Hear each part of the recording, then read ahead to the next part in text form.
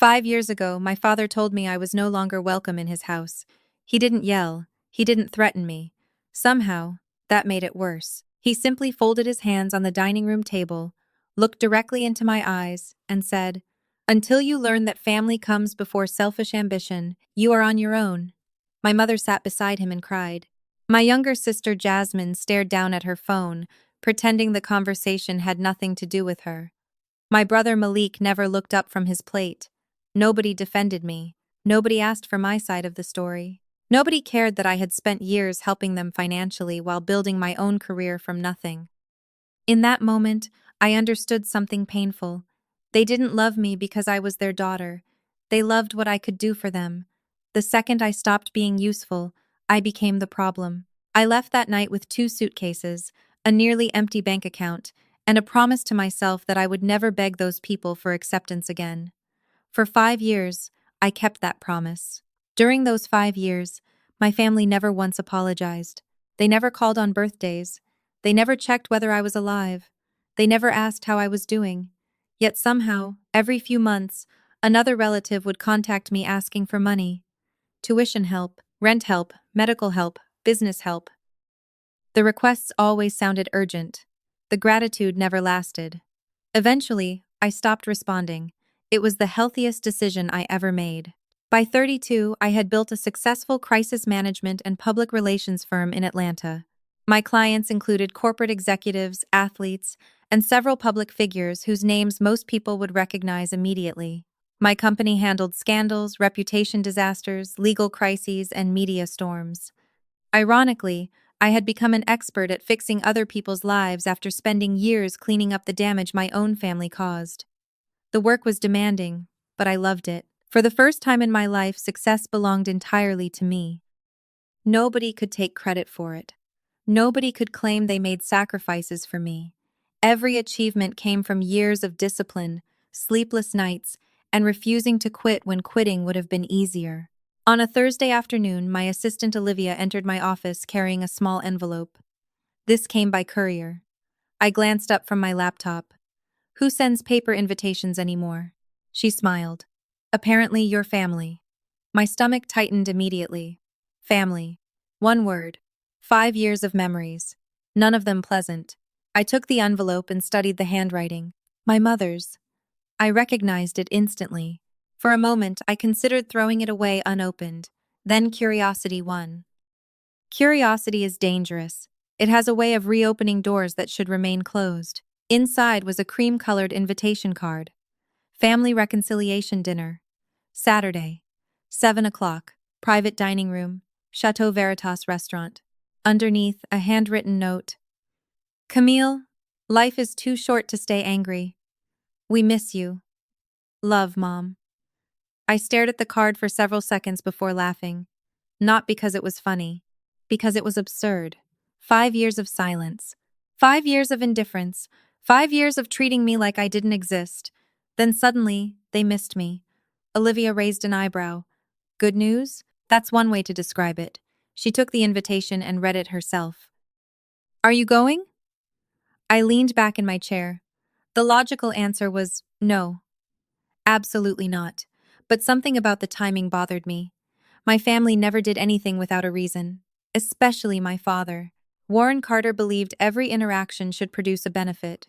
If he wanted reconciliation, he wanted something else too. The question was what? "Yes," I said finally. Olivia looked surprised. "Really?" "Really." "Why?" I smiled slightly. "Because people don't change that much." Saturday evening arrived warm and clear.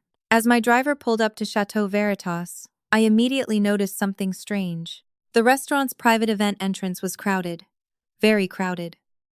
More crowded than any family dinner had a right to be. I stepped out of the car and counted at least a dozen luxury vehicles, a church van, several SUVs, 2 pickup trucks. Something wasn't right. My instincts sharpened instantly. Years in crisis management had taught me to trust patterns. This pattern felt wrong. Inside, the hostess greeted me warmly. "Miss Carter, they're waiting for you." They. Plural. Interesting. I followed her through the restaurant toward a private ballroom in the back. Ballroom, not dining room. Another detail that didn't fit the invitation. The doors opened. I stopped walking. 36 people turned to look at me. For several seconds, nobody spoke. I recognized almost every face in the room: aunts, uncles, cousins, church members, family friends, former neighbors. People who hadn't spoken to me in years suddenly smiled as though we were old friends. At the center of the room sat my parents, Warren and Brenda Carter. Beside them sat Jasmine and her husband Trent. My father rose dramatically to his feet. "There she is." The room erupted into applause. Applause. I nearly laughed. 5 years ago, these people watched me get pushed out of the family. Tonight they were applauding. The performance was impressive. My father approached with his arms open. "Camille." I allowed a brief hug. Nothing more. He stepped back and smiled broadly. "You look successful." There it was. Not "you look happy." Not "it's good to see you." Successful. My father had always noticed money before emotions. "Good to see you too." His smile tightened slightly. Small reaction. Useful information. My mother embraced me next. Tears appeared immediately. On command, apparently. "We've missed you so much." I smiled politely. 5 years is a long time. Her expression flickered. Another useful reaction. Then Jasmine appeared. Perfect makeup. Perfect dress. Perfect fake smile. "Look at you." She hugged me quickly before whispering, "Don't make tonight difficult." Interesting. Very interesting. We hadn't spoken in years, and that was her first concern. Not reconciliation. Not family. Difficulty. The warning immediately raised every alarm in my head. Then Trent shook my hand. "We've heard amazing things about your company." His smile looked genuine. His eyes did not. I had spent too many years reading people for a living. Trent was evaluating me, measuring me, calculating something. Just like my father. Dinner began. Speeches followed. More speeches than any family gathering should ever contain. My father talked about forgiveness. My mother talked about healing. Jasmine talked about rebuilding relationships. Every word sounded carefully rehearsed. Every smile looked slightly forced. Something was coming. I could feel it. Then I noticed another detail. Nobody was ordering modestly. Expensive steaks, premium wine, seafood towers, bottles that cost more than some families spent on groceries in a month. The spending was reckless, deliberate, coordinated. My suspicion grew with every passing minute. Halfway through dessert, my father stood again and tapped his glass. Silence filled the room. Warren loved audiences. Always had. "Tonight," he announced proudly, "is about family coming back together." Applause followed. More performance. More theater. Then he smiled at me. "And we are grateful that Camille was generous enough to join us." The way he emphasized generous made something click inside my head. Suddenly, the expensive meals made sense. The guest list made sense. The ballroom made sense. Everything made sense. I slowly looked around the room. 36 guests. Premium menu. Private ballroom. Full-service staff. Open bar. My father wasn't hosting a reconciliation dinner. He was hosting a celebration. One he never intended to pay for. At that exact moment, a waiter approached carrying a leather portfolio. Not to my father. Not to the event coordinator. To me. "Excuse me, Miss Carter." Every conversation stopped. The waiter smiled professionally. "Whenever you're ready, your party's final balance is prepared." The room became silent. Completely silent. 36 pairs of eyes turned toward me. And suddenly, I understood exactly why my family had invited me here. For a few seconds, nobody moved. Nobody spoke. The waiter continued holding the leather portfolio, while 36 people pretended not to notice what was happening. Unfortunately for them, I had spent years helping corporations survive public disasters. Silence is often more revealing than words. And right now, the silence was screaming. I looked from the waiter to my father, then to my mother, then to Jasmine. Not one of them appeared surprised. That alone told me everything. This wasn't an awkward misunderstanding. This was the plan. The entire evening. The invitation. The speeches. The fake reconciliation. The tears. The applause. Every detail had been designed to place me exactly where I was sitting now. at the end of a very expensive dinner with a very expensive bill. I smiled politely at the waiter. Would you mind giving us a moment? Of course, Miss Carter. He stepped away. The second he was out of earshot, I turned toward my father. How much? Warren cleared his throat. Camille. I smiled wider. How much? My father shifted slightly in his seat. Small movement, big information. Warren Carter never became uncomfortable unless money was involved. Around $6,700. Several guests immediately looked away. Interesting. They already knew the number. Very interesting. I slowly nodded. And you expected me to pay it? My mother laughed nervously. Sweetheart, don't make it sound like that. Then how should I make it sound? Brenda opened her mouth. Nothing came out. Across the table, Jasmine suddenly jumped into the conversation. We're family. There it was. The phrase I had been waiting for. Family. The emergency exit selfish people use when logic fails them. Really? I asked. Because 5 years ago, family seemed less important. Her smile vanished instantly. Good. Truth tends to do that. My father raised both hands. Let's not revisit the past. I almost laughed. The man who built his entire life around controlling narratives suddenly wanted to avoid history. Convenient. The past is the reason we're sitting here. Warren's expression hardened slightly. There it was. The real Warren. The version hidden beneath all the forgiveness speeches. We're trying to move forward. By sending me a bill? Several relatives shifted uncomfortably. One aunt suddenly became fascinated by her water glass. Another cousin stared at the tablecloth. Nobody wanted involvement. They just wanted a free dinner. My father leaned forward. Camille, you're doing very well.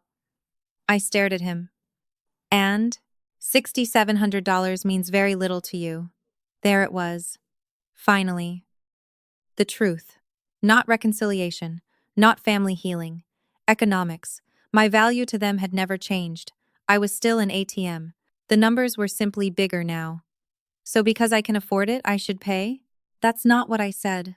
It was exactly what he said. Everyone knew it. Then Trent decided to join the conversation. Big mistake. Honestly, Camille, this seems unnecessary. I turned toward him. What does? The tension. He spread his hands. You're successful. The family's trying to reconnect. Why create conflict over one dinner? Interesting argument. Very interesting. Because people who want fairness discuss principles. People who want money discuss outcomes. Trent cared about the outcome, not the principle. Would you like to pay it? The smile disappeared from his face immediately. There it was. The answer. Several guests looked down to hide their reactions. Even Jasmine looked irritated. Apparently nobody expected resistance. My mother reached for my hand. Honey, we're all struggling right now. I glanced around the room. Designer handbags, luxury watches, premium liquor, expensive jewelry. Interesting definition of struggling. Clearly. My mother removed her hand. Another crack in the performance. Then something unexpected happened. One of my older cousins spoke up. I thought Warren was paying. Silence slammed into the room. Absolute silence. My father slowly turned toward him. The cousin immediately regretted speaking. Too late. The damage was done. Because now everyone knew at least some guests had been told different stories. My attention sharpened instantly. You did? My cousin swallowed hard. That's what I heard. Warren forced a laugh. A terrible one. Miscommunication. No, not miscommunication. Strategy. Someone deliberately created confusion. The realization made me curious. Very curious. Then Jasmine made her second mistake of the evening. Can we stop acting like this is a huge amount of money? The words echoed across the table. Several relatives nodded immediately. Wrong move. Very wrong move. Because now it wasn't about the bill anymore. It was about entitlement. Pure entitlement. I leaned back calmly. You're right. Relief appeared on several faces. My father smiled. Jasmine smiled. Trent smiled. Then I finished the sentence. It's not a huge amount of money. More relief. Bigger smiles. Then I added, for 36 adults. Every smile disappeared. Instantly. The room became awkwardly quiet. My father cleared his throat. Camille, 36 working adults. More silence. 36 adults who apparently can't split a restaurant bill. Nobody knew what to say. Good. I was finally interested in the conversation. Then Trent tried again. You're making everyone uncomfortable. I nodded. Good. That answer hit harder than I expected. Several people actually flinched. Because for the first time all evening, someone had refused to follow the script. My father realized it too. His patience began slipping. What exactly are you trying to prove? There it was. Anger. Finally. I preferred anger. Anger is honest. Nothing. I smiled pleasantly. I'm just trying to understand why people who ignored me for 5 years suddenly remembered my phone number the week they needed a sponsor. The silence that followed was beautiful. Then Jasmine stood up. This is ridiculous. I agree.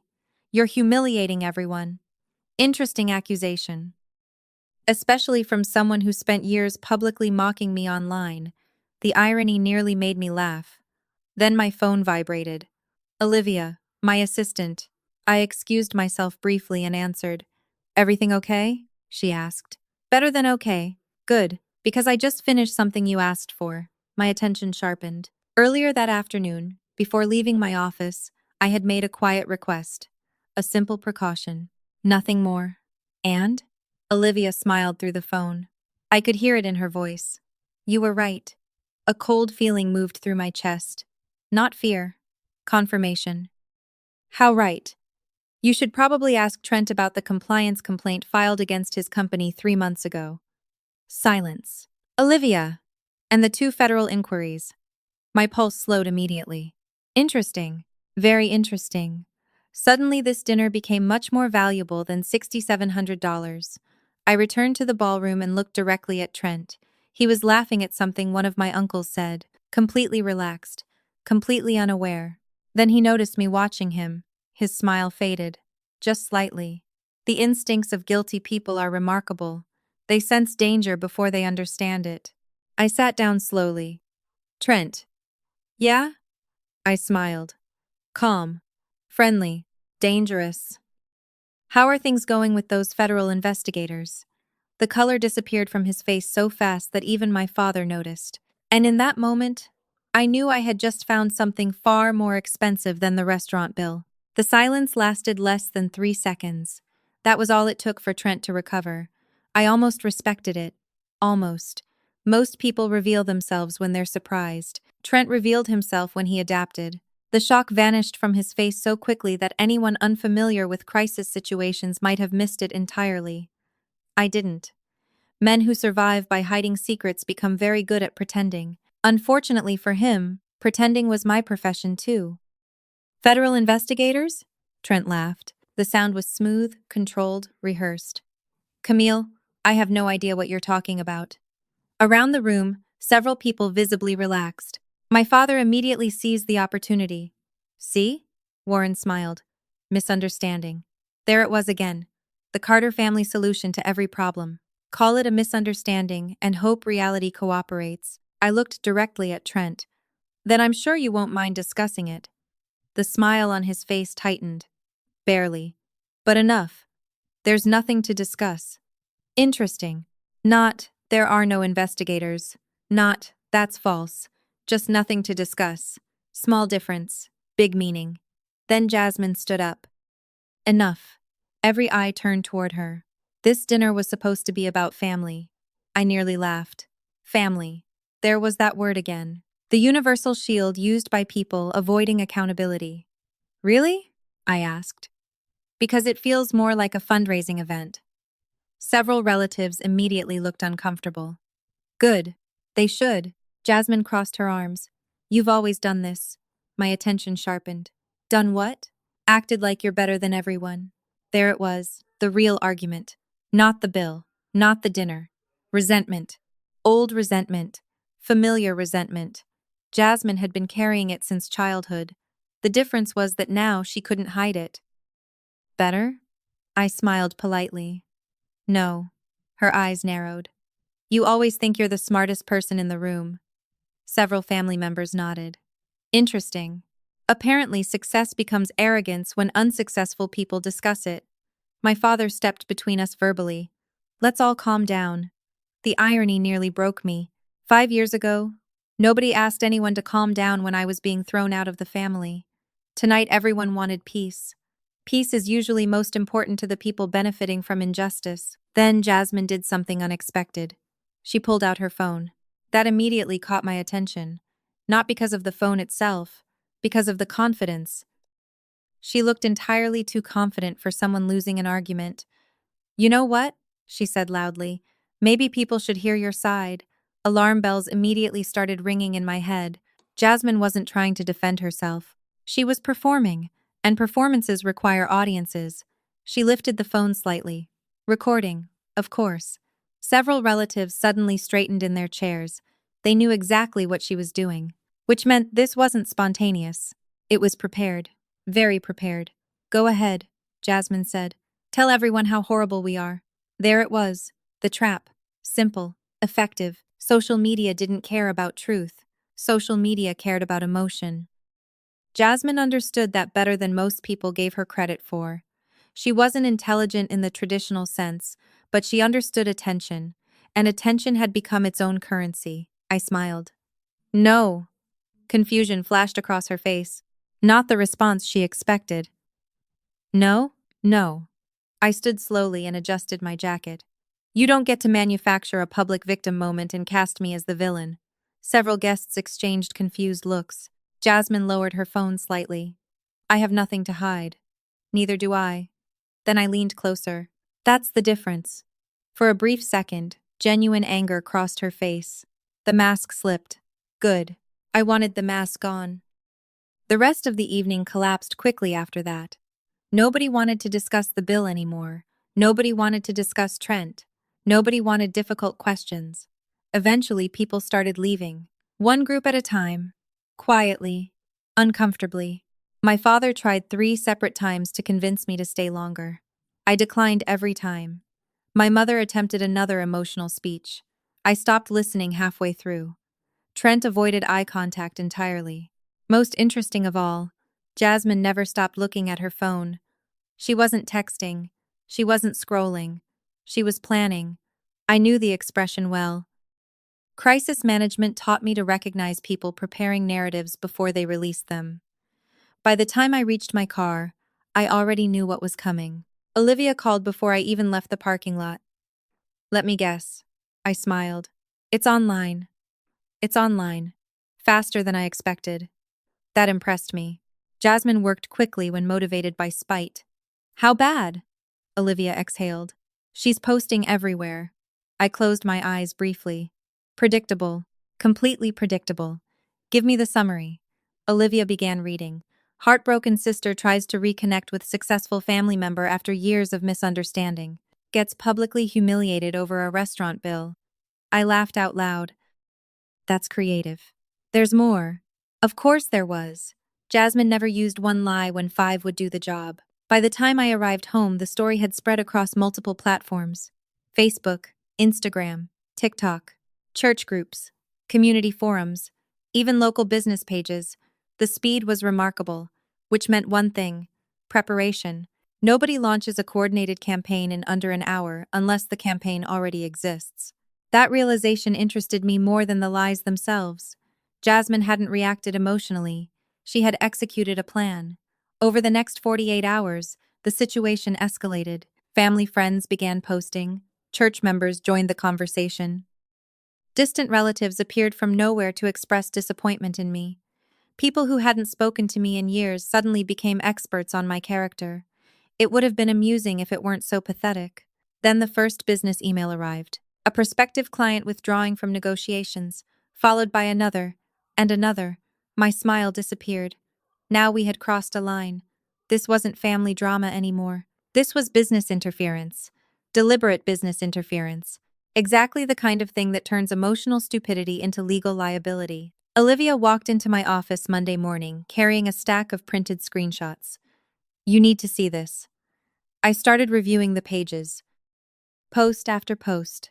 Comment after comment. Most were annoying. Some were defamatory. Then I reached one screenshot that made me stop. Completely stop. It wasn't from Jasmine. It wasn't from my parents. It was from an anonymous account. A single comment buried beneath hundreds of others. Most people would have ignored it. I didn't. The comment read, "Be careful digging into Trent. That's why the last auditor disappeared." My pulse slowed instantly. Not fear. Focus. Absolute focus. I read it again. Then a third time. Olivia noticed my expression. "What is it?" I handed her the page. She read the comment and frowned. "Probably a troll. Maybe, maybe not." The problem was that I had spent years studying crises, and that sentence didn't feel like a troll. It felt like a warning. More importantly, it implied something far bigger than a restaurant bill, far bigger than social media drama, far bigger than family dysfunction.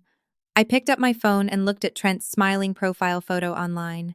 Then I opened the compliance report Olivia had found. For the first time, I stopped thinking about what my family wanted from me, because another question had become much more interesting.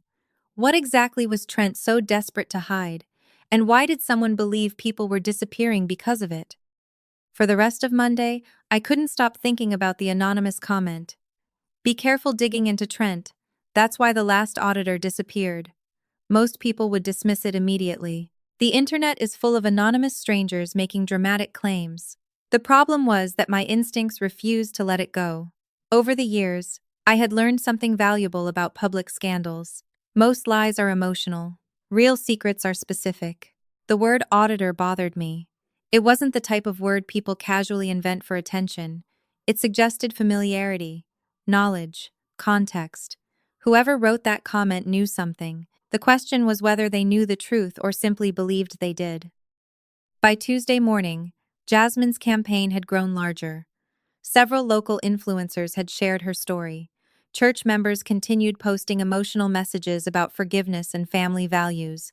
The irony would have been funny if it wasn't affecting my business.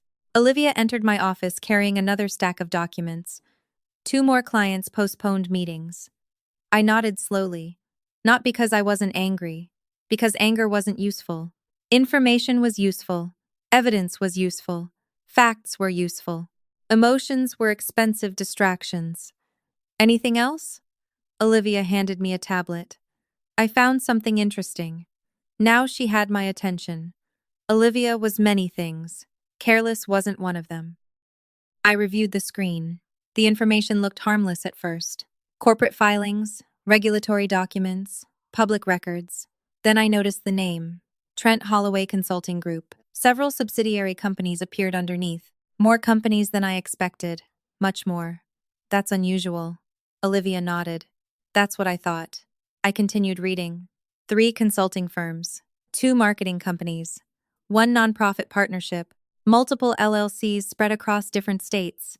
Individually, nothing looked suspicious. Together, however, the structure felt unnecessarily complicated. Businesses generally become complicated for one of 2 reasons: growth or concealment. "Who built this?" I asked. "Officially?" Olivia shrugged. "Trent." I laughed softly. No chance. Trent wasn't stupid, but he wasn't sophisticated enough to construct something like this alone. Somebody else was involved. Somebody experienced. Somebody comfortable moving money through layers of organizations. The realization made me uncomfortable, because complicated financial structures don't automatically indicate crime, but they often indicate opportunity. Then my office phone rang. One of my longtime clients, Robert Hastings, CEO of a regional logistics company. More importantly, someone who had known Trent professionally for years.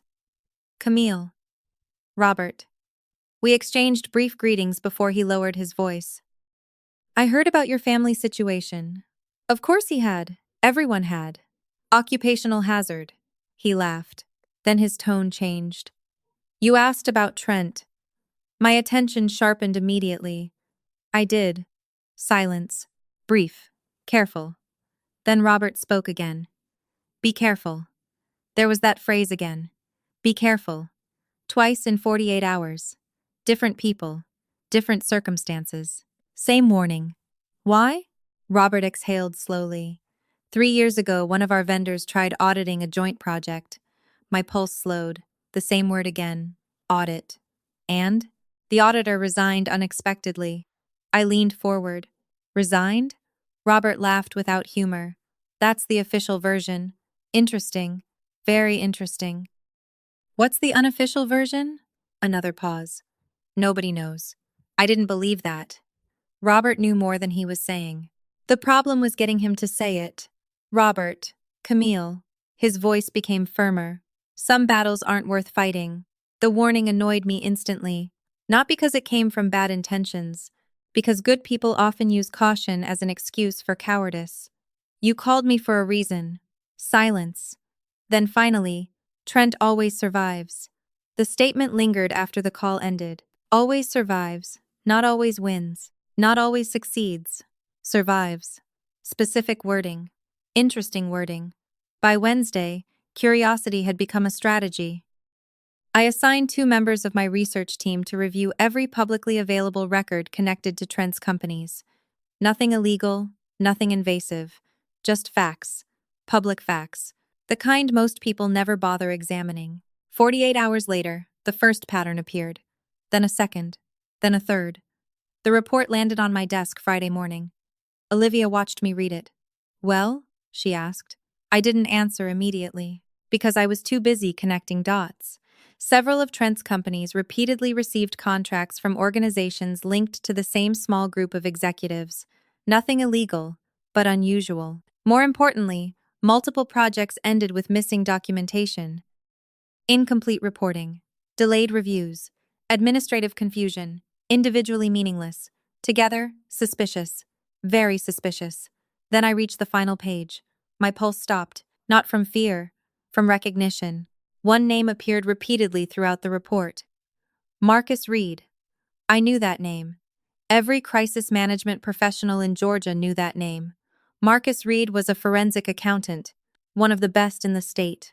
He specialized in corporate fraud investigations, the kind of person companies hire when millions of dollars disappear. According to the report, Marcus Reed had been contracted to review one of Trent's largest projects 2 years earlier. Then his name vanished completely. No final report. No findings. No conclusions. Just gone. I picked up my phone immediately. Olivia. Yeah? Find him. Her expression changed instantly. The accountant? Yes. She nodded and left without another question. 4 hours later, she returned. The look on her face told me everything before she spoke. I found him. And? He didn't disappear. Relief arrived briefly, then vanished when she continued. He retired. I frowned. At 46? Olivia nodded. Exactly. Nobody retires at 46 after building one of the most respected forensic accounting careers in the state. Not voluntarily. Not without a reason. Can we contact him? Olivia hesitated. I hated hesitation. What? She handed me a printed page. An interview transcript from 18 months earlier. I scanned it quickly, then stopped at a single sentence. One sentence. One line buried deep inside the article. I read it twice, then a third time. The interviewer had asked why he retired so suddenly. Marcus Reed's response was short, almost dismissive, but not dismissive enough. He said, "Sometimes the smartest thing a person can do is walk away before powerful people realize what they've lost." The room became very quiet. Olivia stared at me. I stared at the page, because that wasn't retirement language. That was warning language. Then my phone buzzed. Unknown number. I answered immediately. Silence greeted me. 10 seconds passed. Then a male voice finally spoke. Low, calm, careful. Stop looking into Trent Holloway. My pulse slowed instantly. Absolute focus. Who is this? Silence. Then one final sentence. You have no idea what family you're actually dealing with. The line disconnected. I remained motionless for several seconds. Not because I was scared, because I was thinking. Family. Not Trent. Family. The caller didn't warn me about Trent. He warned me about the family behind Trent. Suddenly, the restaurant bill looked very small. Jasmine's social media attacks looked very small. Even Trent looked smaller. Because for the first time, I began suspecting that the real story had nothing to do with one dishonest man, and everything to do with the people protecting him. Then Olivia's email notification appeared on my screen. Subject line, urgent. Attached were newly discovered financial records. I opened the file.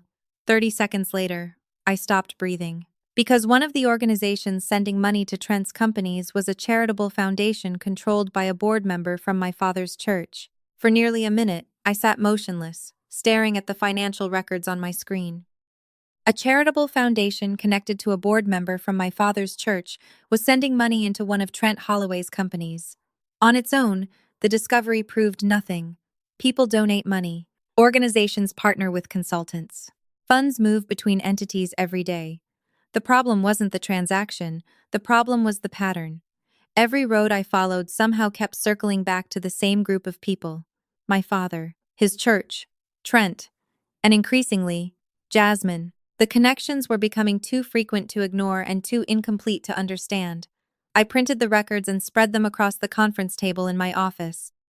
Olivia joined me a few minutes later carrying coffee and a fresh notebook. "Tell me, I'm overthinking this." She reviewed the documents quietly. 30 seconds later, she shook her head. "I can't. Not the answer I wanted. Also not the answer I expected." Olivia pointed towards several highlighted entries. "The dates bother me." My attention sharpened. "Why?" "Look when the transfers increased." I followed her finger across the page. Then I saw it. The spike occurred almost immediately after Jasmine married Trent. Interesting. Very interesting. Before the wedding, the numbers remained relatively small. After the wedding, the flow increased dramatically. More contracts, more consulting fees, more administrative payments. Coincidence was still possible. But every new coincidence was becoming harder to believe. Then my phone rang. Unknown number again. For a moment, I considered ignoring it. Instead, I answered. Silence greeted me. Not unusual anymore. Then a voice spoke. Different voice this time. Younger. Nervous. "You're looking at the wrong person." The statement caught me off guard. "Who is this?" Silence. "Who are you talking about?" More silence. Then the caller finally answered. "Trent isn't the one who started it." My pulse slowed immediately. Focus. Complete focus. "Started what?" The caller ignored the question. "Look at Malik." The line disconnected. I lowered the phone slowly. Olivia was already watching me. Another warning? Not exactly. I repeated the conversation. By the time I finished, her expression had changed. "Malik?" she asked. Apparently. We both sat quietly for several seconds. My brother was many things. Irresponsible, impulsive, self-destructive. But financial mastermind wasn't on the list. The idea felt wrong. Yet one fact kept bothering me. Every investigation eventually reaches a weak link. The person most likely to panic, most likely to talk, most likely to sell everyone else to save themselves. In my family, that person was Malik. Without question. The thought stayed with me all weekend. Then Sunday morning delivered something unexpected. A text message. Not from my parents, not from Jasmine, not from Trent, from Malik himself. "We need to talk." 3 words. Nothing more. No greeting, no explanation, no fake friendliness. Just a meeting request. I stared at the screen for almost a minute. 5 years. 5 years without hearing from my brother. Suddenly he wanted to talk. Timing matters. This timing mattered a lot. I responded with a location and a time. Monday. Noon. Public place. My brother agreed immediately, too quickly. Another detail worth noticing. Monday arrived with heavy rain, the kind that turns Atlanta traffic into a disaster. I arrived at the coffee shop 15 minutes early and chose a table near the window. Old habits die hard. Crisis management teaches you to watch entrances. At exactly noon, Malik walked inside. The first thing I noticed was how much older he looked. Not older in years, older in damage. His clothes were clean but worn. His eyes carried the exhausted look of someone losing a long fight. For a moment, I almost felt sorry for him. Then I remembered 5 years of silence. The feeling passed. He sat down across from me. Neither of us spoke immediately. Finally, he laughed softly. "This is weird. You disappeared for 5 years." He nodded. "Fair." Another silence. Then he leaned forward. "You need to stop digging." There it was. Same message. Different messenger. I almost smiled. Interesting opening. Malik rubbed his face. "I'm serious." "Why?" He looked around the coffee shop before lowering his voice. Because you don't know what you're walking into. That phrase again. Different wording. Same warning. My patience was beginning to wear thin. Then explain it. Malik hesitated. Long enough to matter. I can't. Or you won't? His jaw tightened. Good. The truth usually lives somewhere near discomfort. Then he surprised me. Do you know how many times Dad bailed me out? My attention sharpened instantly. Finally, information. No. He laughed bitterly. Neither do I. Interesting answer. What does that have to do with Trent? Malik stared out the window at the rain. Everything. The word hung between us. Then he looked back at me. You think Trent married into the family because he loved Jasmine? I said nothing. He didn't need encouragement. He needed relief. Trent saw an opportunity. There it was. The first genuinely useful statement of the meeting. What opportunity? Malik opened his mouth. Then froze. Completely froze. His eyes locked onto something behind me. Instantly, every instinct I had activated. I turned carefully. A black SUV had just pulled into the parking lot. Nothing unusual about that, except Malik's reaction. Fear. Real fear. The kind that can't be faked.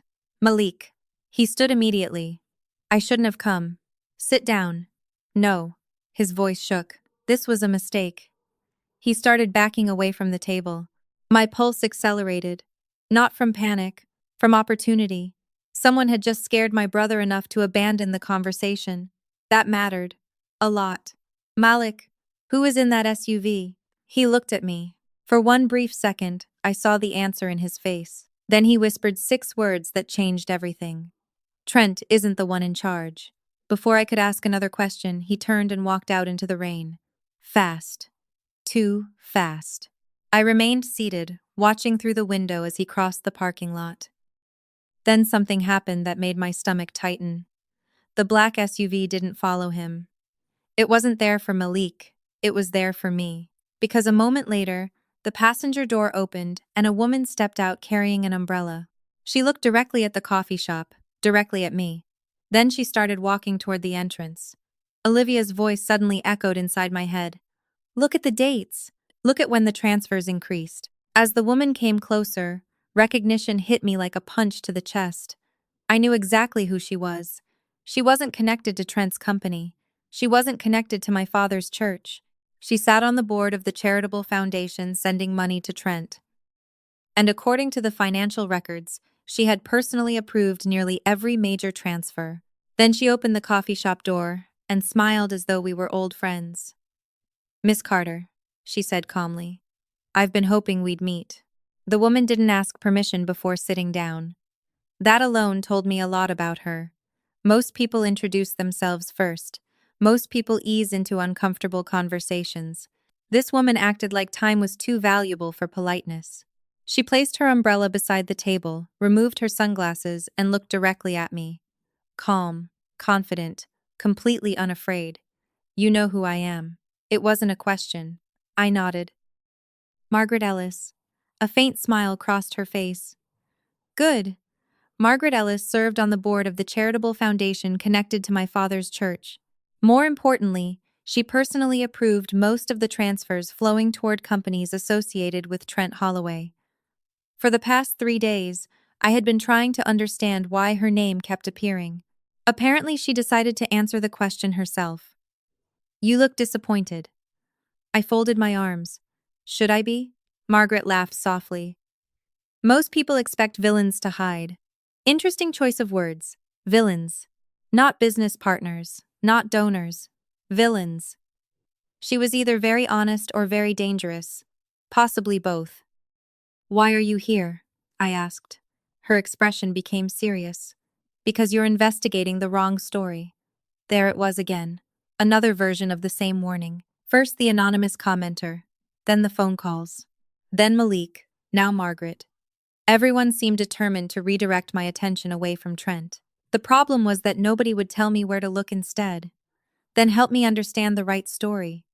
For several seconds, she simply studied me, measuring, evaluating, deciding whether I could be trusted. Finally, she nodded. What do you know about the foundation? Public information.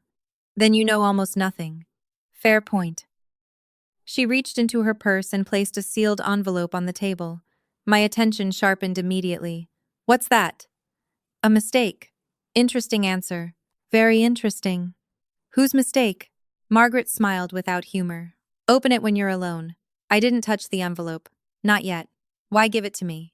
Her gaze hardened. Because I've spent 3 years watching people pretend not to see what's happening. That got my attention. 3 years. The exact timeline Olivia discovered when the transfers started increasing after Jasmine's wedding. Not a coincidence. Definitely not a coincidence. And what is happening? Margaret looked out the window toward the rain. For the first time, she seemed tired. Very tired. A lot of money is moving through a lot of organizations. Not enough. That's not illegal. No. Then what's the problem? Her eyes returned to mine. The people receiving it. Silence. Then she added quietly. Especially Trent. There it was. Direct confirmation. The first one. No theories. No rumors. No anonymous warnings. Someone directly connected to the foundation was openly naming Trent. My pulse slowed. Complete focus. What did he do? Margaret shook her head. Wrong question. I was beginning to dislike that phrase. Then what's the right question? She leaned forward slightly. Who benefits if everyone blames Trent? The world seemed to pause for a second, because that question changed everything. Most investigations focus on guilt. Real investigations focus on incentives. If Trent was the obvious villain, then perhaps someone wanted him to be the obvious villain. Suddenly all the warnings made more sense. Nobody was protecting Trent. They were protecting something behind him. Something larger. Before I could respond, Margaret stood. I shouldn't be here. Then why come?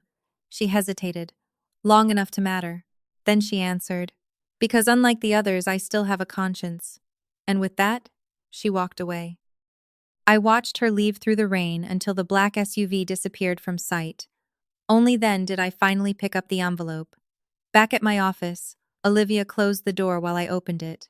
Neither of us spoke. Inside were copies of financial documents. Lots of them. Contracts, payment approvals, consulting agreements, foundation records. My pulse quickened immediately. This wasn't public information. Not even close. We spent nearly an hour reviewing the contents. The deeper we went, the worse it became. Several consulting payments connected to Trent's companies appeared grossly inflated. Administrative fees seemed unusually high. Documentation supporting the expenses was inconsistent. Not enough for criminal charges. More than enough for questions. Then Olivia froze. Camille. I looked up. What? She pointed at a signature line. My stomach tightened instantly, because I recognized the name. Warren Carter, my father. Silence filled the room. I checked another document. Same signature. Then another. Same signature again. Not one or two approvals. Dozens. My father wasn't standing near the money. He was authorizing it. No. The word slipped out before I realized it. Olivia didn't respond. She didn't need to. The evidence was sitting in front of us. My father had signed off on multiple transactions connected to the foundation, transactions leading toward Trent's network. Suddenly, the dinner invitation felt different. The social media attacks felt different. The warnings felt different. What if my family wasn't trying to exploit me because I was successful? What if they were scared? Very scared. Then my phone rang. This time, the caller ID displayed Jasmine's name. I answered immediately. What do you want? No greeting. No fake politeness. I wasn't in the mood. Jasmine didn't sound angry. She sounded pleased. That worried me more. Have you checked your email? My stomach tightened. Why? Her laugh floated through the phone. You should. The call ended. Instantly, I opened my inbox. 23 unread messages appeared. Then 31. Then 42. More arriving every second. My pulse accelerated. Not from fear, from experience. I knew exactly what a coordinated attack looked like. The subject lines told the story immediately. Unprofessional, arrogant, disrespectful, refused to pay family obligations, community complaints, character concerns. Jasmine hadn't simply posted on social media. She had launched a direct campaign against my business. client contacts, referral partners, industry groups, community organizations. She was trying to poison my professional reputation. Olivia looked horrified. She sent this to everyone. Not everyone. Worse, she sent it to the right people, the people capable of hurting revenue, the people capable of influencing future business. For the first time since this began, anger broke through my calm. Not explosive anger, focused anger, dangerous anger. Jasmine wasn't acting like a spoiled sister anymore. She was acting like someone trying desperately to stop me from finding something. Then another email arrived. Different sender, different subject line. My eyes narrowed immediately. Internal compliance inquiry. Attached was a notice from a federal contractor connected to one of Trent's largest consulting projects. Olivia saw it too. Open it. I did. 30 seconds later, neither of us spoke. Because buried inside the inquiry was the first concrete answer we had been looking for. Trent Holloway wasn't merely facing rumors. He wasn't merely facing complaints. He wasn't merely facing questions. Federal investigators had already opened a preliminary review nearly 6 months earlier. 6 months. Before the dinner, before Jasmine's attacks, before Malik's warnings, before everything. Which meant one thing. My family already knew trouble was coming long before they invited me back into their lives. Then I reached the final page. My blood ran cold. The review didn't identify Trent as the primary target. His name appeared only as a secondary participant. I read the document again. Then a third time. Because the primary individual under review was someone I never expected to see. Someone whose signature appeared repeatedly throughout Margaret's documents. Someone who had spent 5 years pretending I no longer existed. Warren Carter. My father. And for the first time, I understood that the dinner wasn't about money at all. It was about survival. They hadn't invited me back because they missed me. They invited me back because their entire world was starting to collapse. And somehow, they believed I was the only person who could save it. For almost a full minute after reading the federal inquiry, I couldn't speak. Neither could Olivia. We simply stared at the document spread across my desk. The primary subject wasn't Trent. It was my father, Warren Carter, pastor, community leader, family patriarch. The same man who spent 5 years telling people I had abandoned my family for ambition. The same man who preached integrity every Sunday.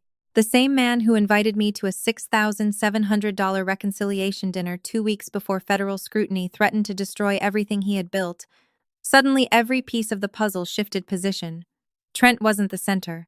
He was the shield, the visible target, the person everyone would blame while looking in the wrong direction. And if that theory was correct, then my family wasn't panicking because Trent was under investigation. They were panicking because the investigation was getting too close to Warren. Olivia broke the silence first. What now? Good question. 3 days earlier, the answer would have been simple. Keep digging, gather evidence, build a timeline.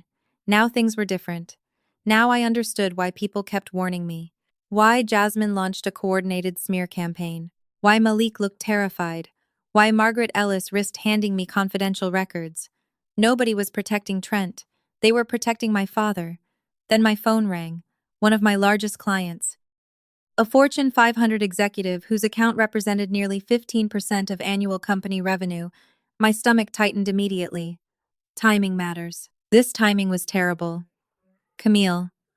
The executive sounded uncomfortable. Very uncomfortable. I hated uncomfortable clients. They rarely called with good news. I received some troubling information. There it was. Jasmine. Again. What kind of information? Silence. Then a careful answer.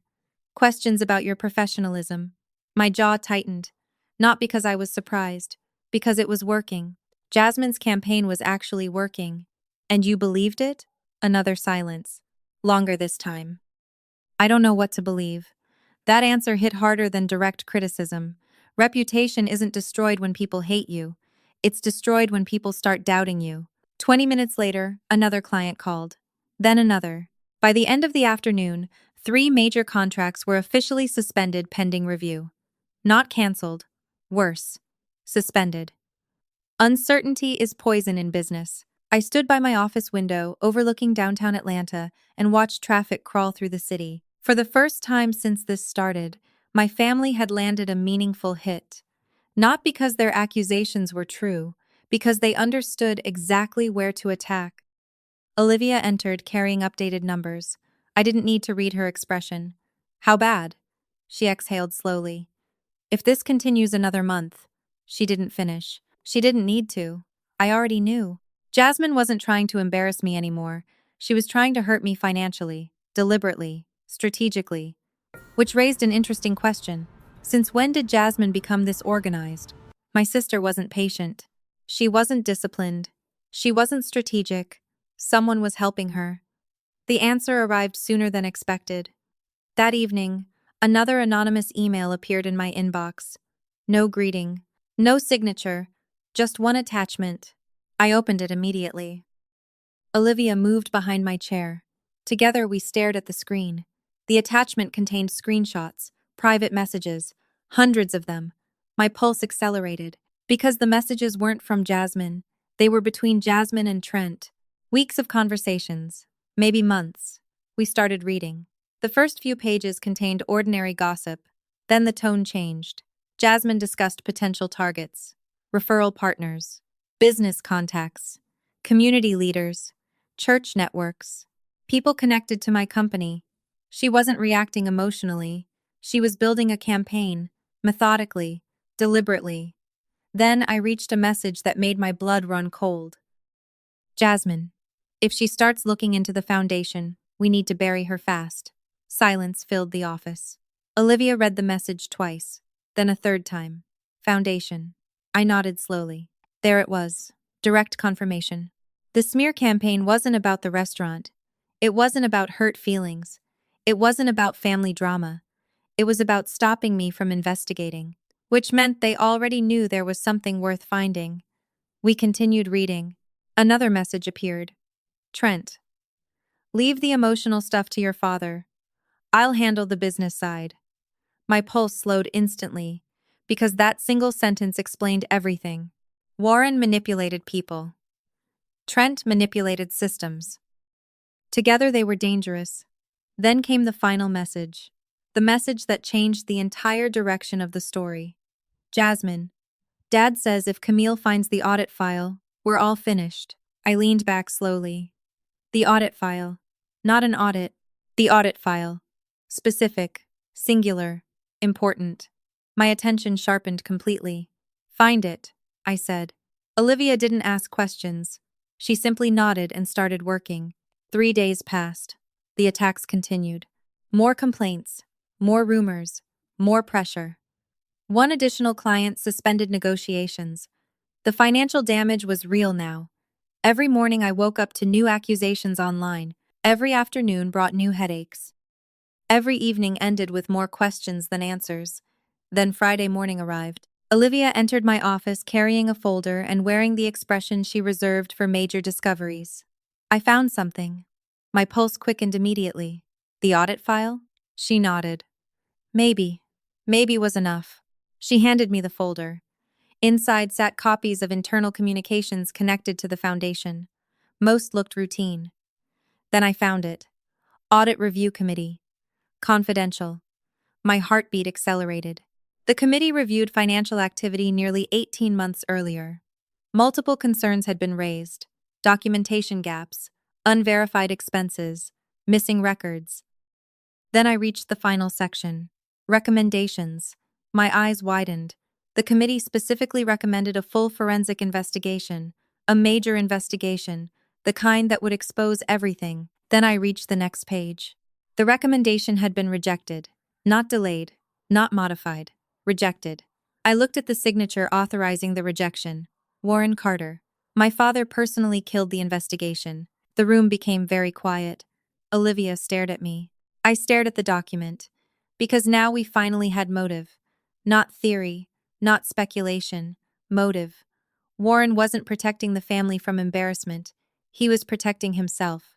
Then my phone vibrated. Unknown number. Again. I answered immediately. A familiar voice greeted me. Malik.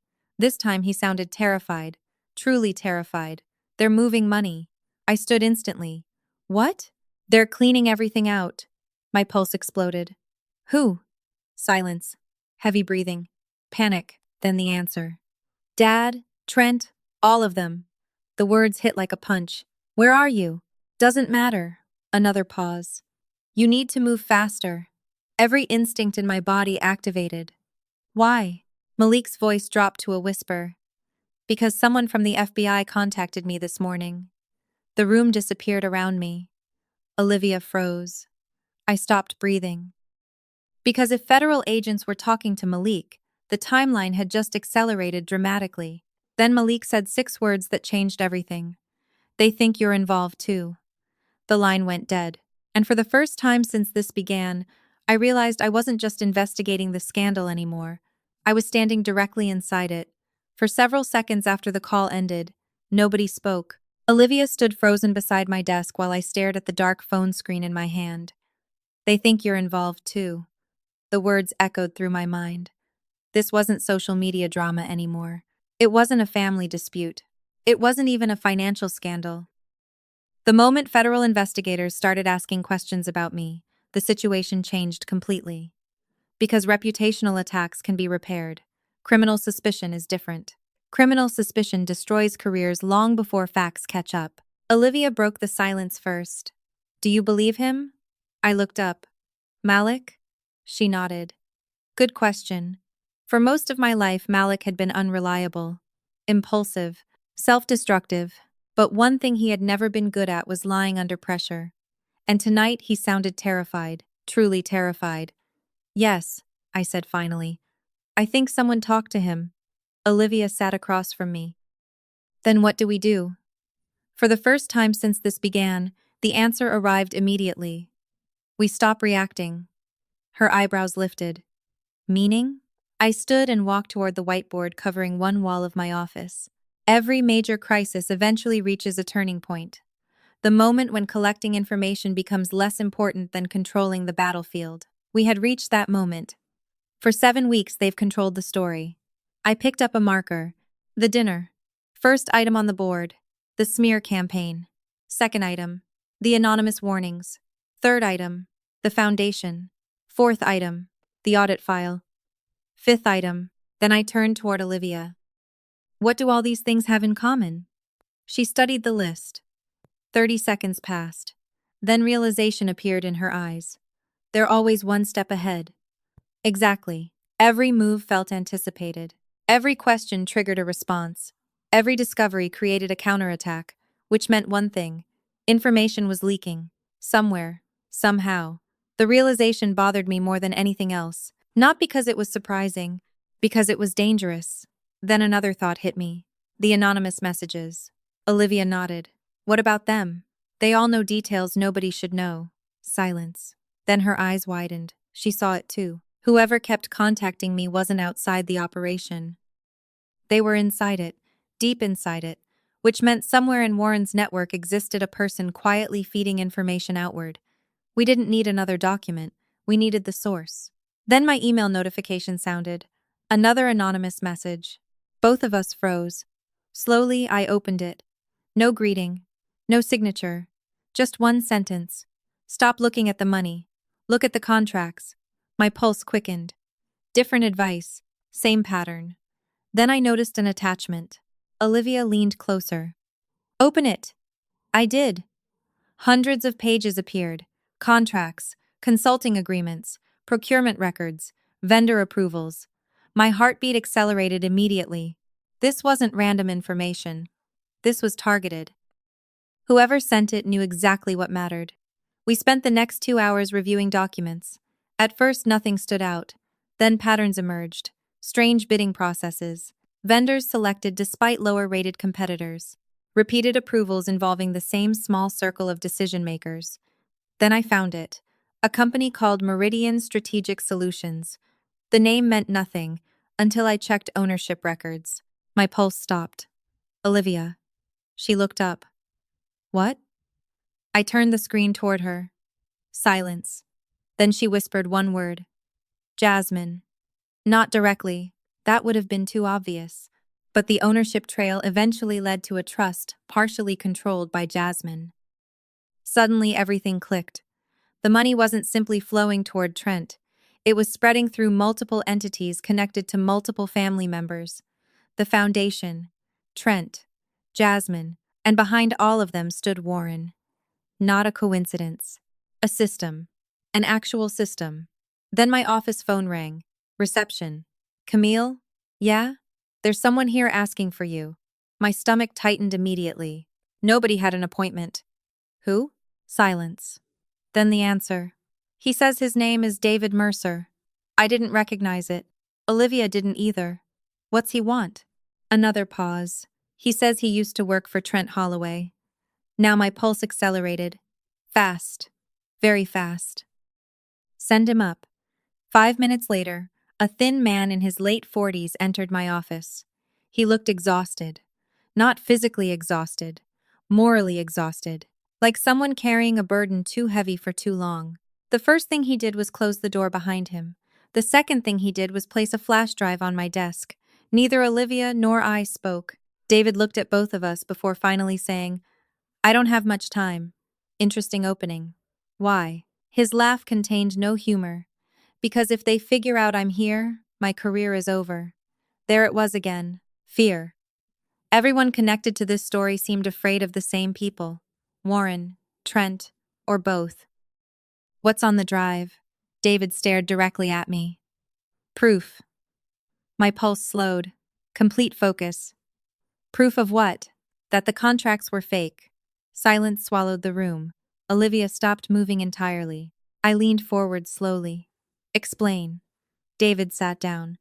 For the next 30 minutes, he described a system far larger than anything I imagined. Vendors who existed mostly on paper. Consulting agreements designed to justify fund transfers. Inflated project costs. Layered approvals. Carefully constructed documentation. Everything looked legitimate from the outside. That was the genius of it. Real fraud rarely looks criminal. It looks administrative. Boring. Invisible. Then David said something that changed everything. Trent wasn't the architect. My eyes narrowed immediately. Who was? He hesitated. Long enough to matter. I never saw direct proof. Then tell me what you believe. David looked toward the window. Then back at me. Every major decision required Warren's approval. Silence. Deep silence. Because hearing it from an outsider felt different. More real. More dangerous. Then he pointed at the flash drive. There are emails. My pulse accelerated again. Emails. Real emails. Not rumors. Not assumptions. Evidence. Then David stood. I should go. Wait. He stopped. Why help me? For the first time, genuine emotion crossed his face. Regret. Because I watched good people get hurt. His voice dropped lower. And because the last person who tried exposing this disappeared professionally. The auditor. Marcus Reed. Suddenly, the warning made sense. Not physically disappeared. Professionally destroyed. Reputation. Career. Influence. Erased. Before leaving, David handed me a folded piece of paper. What's this? I asked. His expression turned serious. Very serious. The name of the person feeding you information. My pulse stopped completely. Because after weeks of anonymous warnings, we were finally about to identify the insider. David walked out before I could ask another question. The office became silent. Olivia stared at the paper. I stared at the paper. Slowly, I unfolded it. Then I read the name. Once, twice, 3 times. Because I couldn't believe what I was seeing. Not because the person was impossible. Because the person made terrifying sense. Olivia looked at me nervously. Who is it? I swallowed hard. Then I handed her the paper. The color immediately drained from her face. Because the anonymous source wasn't a former employee. It wasn't a board member. It wasn't a federal investigator. It was Brenda Carter. My mother. And for the first time since this nightmare began, I realized someone inside my family had already decided the empire needed to fall. For several seconds after the call ended, nobody spoke.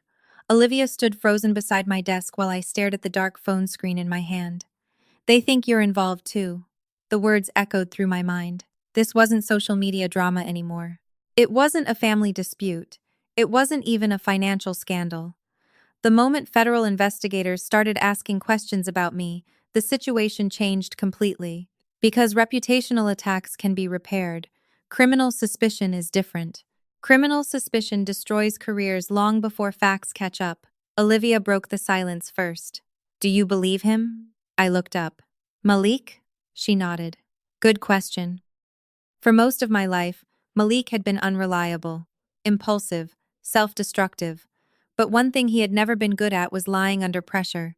And tonight he sounded terrified. Truly terrified. Yes, I said finally. I think someone talked to him. Olivia sat across from me. Then what do we do?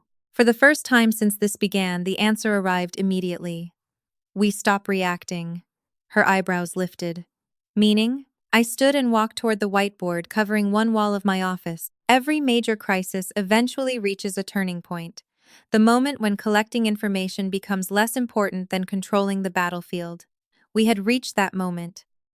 For 7 weeks, they've controlled the story. I picked up a marker. The dinner. First item on the board. The smear campaign. Second item. The anonymous warnings. Third item. The foundation. Fourth item. The audit file. Fifth item. Then I turned toward Olivia. What do all these things have in common? She studied the list. 30 seconds passed. Then realization appeared in her eyes. They're always one step ahead. Exactly. Every move felt anticipated. Every question triggered a response. Every discovery created a counterattack. Which meant one thing. Information was leaking. Somewhere. Somehow. The realization bothered me more than anything else. Not because it was surprising. Because it was dangerous. Then another thought hit me. The anonymous messages. Olivia nodded. What about them? They all know details nobody should know. Silence. Then her eyes widened. She saw it too. Whoever kept contacting me wasn't outside the operation. They were inside it. Deep inside it. Which meant somewhere in Warren's network existed a person quietly feeding information outward. We didn't need another document. We needed the source. Then my email notification sounded. Another anonymous message. Both of us froze. Slowly, I opened it. No greeting. No signature. Just one sentence. Stop looking at the money. Look at the contracts. My pulse quickened. Different advice. Same pattern. Then I noticed an attachment. Olivia leaned closer. Open it. I did. Hundreds of pages appeared. Contracts, consulting agreements, procurement records, vendor approvals. My heartbeat accelerated immediately. This wasn't random information. This was targeted. Whoever sent it knew exactly what mattered. We spent the next 2 hours reviewing documents. At first, nothing stood out. Then patterns emerged. Strange bidding processes. Vendors selected despite lower-rated competitors. Repeated approvals involving the same small circle of decision-makers. Then I found it. A company called Meridian Strategic Solutions. The name meant nothing. Until I checked ownership records. My pulse stopped. Olivia. She looked up. What? I turned the screen toward her. Silence. Then she whispered one word.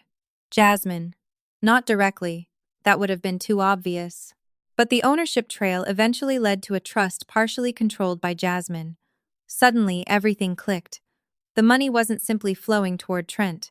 It was spreading through multiple entities connected to multiple family members. The foundation. Trent. Jasmine. And behind all of them stood Warren. Not a coincidence. A system. An actual system. Then my office phone rang. Reception. Camille? Yeah? There's someone here asking for you. My stomach tightened immediately. Nobody had an appointment. Who? Silence. Then the answer. He says his name is David Mercer. I didn't recognize it. Olivia didn't either. What's he want? Another pause. He says he used to work for Trent Holloway. Now my pulse accelerated. Fast. Very fast. Send him up. 5 minutes later, a thin man in his late 40s entered my office. He looked exhausted. Not physically exhausted. Morally exhausted. Like someone carrying a burden too heavy for too long. The first thing he did was close the door behind him. The second thing he did was place a flash drive on my desk. Neither Olivia nor I spoke. David looked at both of us before finally saying, I don't have much time. Interesting opening. Why? His laugh contained no humor. Because if they figure out I'm here, my career is over. There it was again. Fear. Everyone connected to this story seemed afraid of the same people. Warren, Trent, or both. What's on the drive? David stared directly at me. Proof. My pulse slowed. Complete focus. Proof of what? That the contracts were fake. Silence swallowed the room. Olivia stopped moving entirely. I leaned forward slowly. Explain. David sat down. For the next 30 minutes, he described a system far larger than anything I imagined. Vendors who existed mostly on paper, consulting agreements designed to justify fund transfers, inflated project costs, layered approvals, carefully constructed documentation. Everything looked legitimate from the outside. That was the genius of it. Real fraud rarely looks criminal. It looks administrative, boring, invisible. Then David said something that changed everything. Trent wasn't the architect. My eyes narrowed immediately. Who was? He hesitated. Long enough to matter. I never saw direct proof. Then tell me what you believe. David looked toward the window. Then back at me. Every major decision required Warren's approval.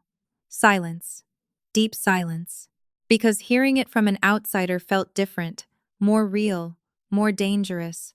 Then he pointed at the flash drive. There are emails. My pulse accelerated again. Emails. Real emails. Not rumors. Not assumptions. Evidence. Then David stood. I should go. Wait. He stopped. Why help me? For the first time, genuine emotion crossed his face. Regret. Because I watched good people get hurt. His voice dropped lower. And because the last person who tried exposing this disappeared professionally. The auditor. Marcus Reed. Suddenly, the warning made sense. Not physically disappeared. Professionally destroyed. Reputation. Career.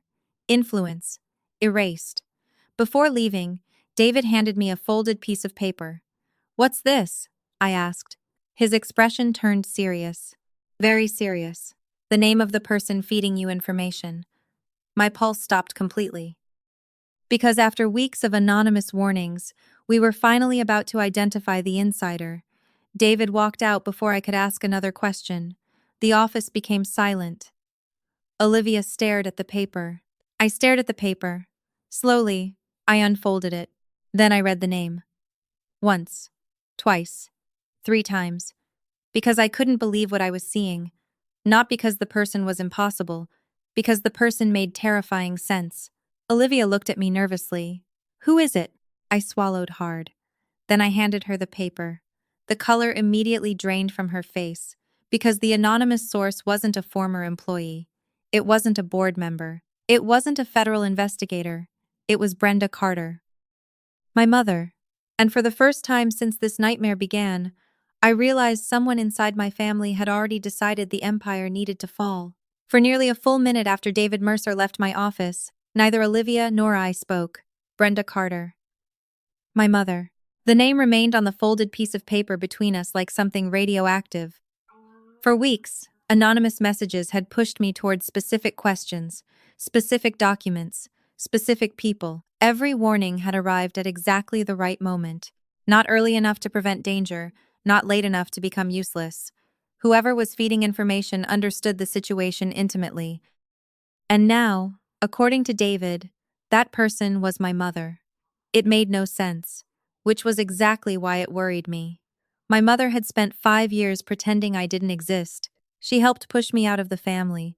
She stood beside Warren during every accusation, every lecture, every public humiliation. People like Brenda Carter didn't suddenly become whistleblowers, or so I thought. Olivia finally broke the silence. Do you believe him? Good question. I looked at the paper again, then at the flash drive sitting beside it, then at the wall covered in names, dates, contracts, and connections.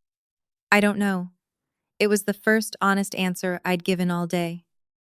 Because for the first time since this started, the facts were leading somewhere emotionally complicated.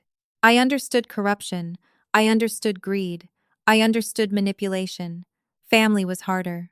Family always made things harder. Then my phone buzzed. A text message from an unknown number. Again. Olivia and I exchanged a look. Slowly, I opened it. The message contained only 6 words. David told you the truth. My pulse stopped. Completely. No greeting, no explanation, no signature, just confirmation. Whoever sent the message knew David had been in my office, knew what he told me, knew what was written on the paper. The implications were enormous. Because only 3 people knew that information: David, me, and Olivia, which meant the sender wasn't guessing. The sender was watching, very closely. Then a second message appeared. Don't trust Malik completely. Interesting. Very interesting. The warning changed everything. Up until now, Malik had looked like the weakest link in the chain. Desperate, frightened, financially ruined. Exactly the kind of person likely to cooperate. But desperate people also make dangerous witnesses, especially when they're trying to save themselves. Suddenly, every conversation I'd had with my brother required a second look. Then another message arrived, the final one. He's already talking to them. My pulse accelerated instantly. Them. Not helpful. Not specific. Not enough information. But something about the wording bothered me. Not because it was vague, because it sounded urgent. Then the messages stopped. Just like that. No further explanation. No clues. Nothing. The office became silent. Olivia stared at the screen. Them? She asked. I know. Then my phone rang. Unknown number. Again. I answered immediately. This time the voice belonged to Malik. He sounded worse than before. Much worse. Where are you? He asked. No greeting. No small talk. Straight to the point. Office. Heavy breathing. Then silence. Malik? They know. My stomach tightened.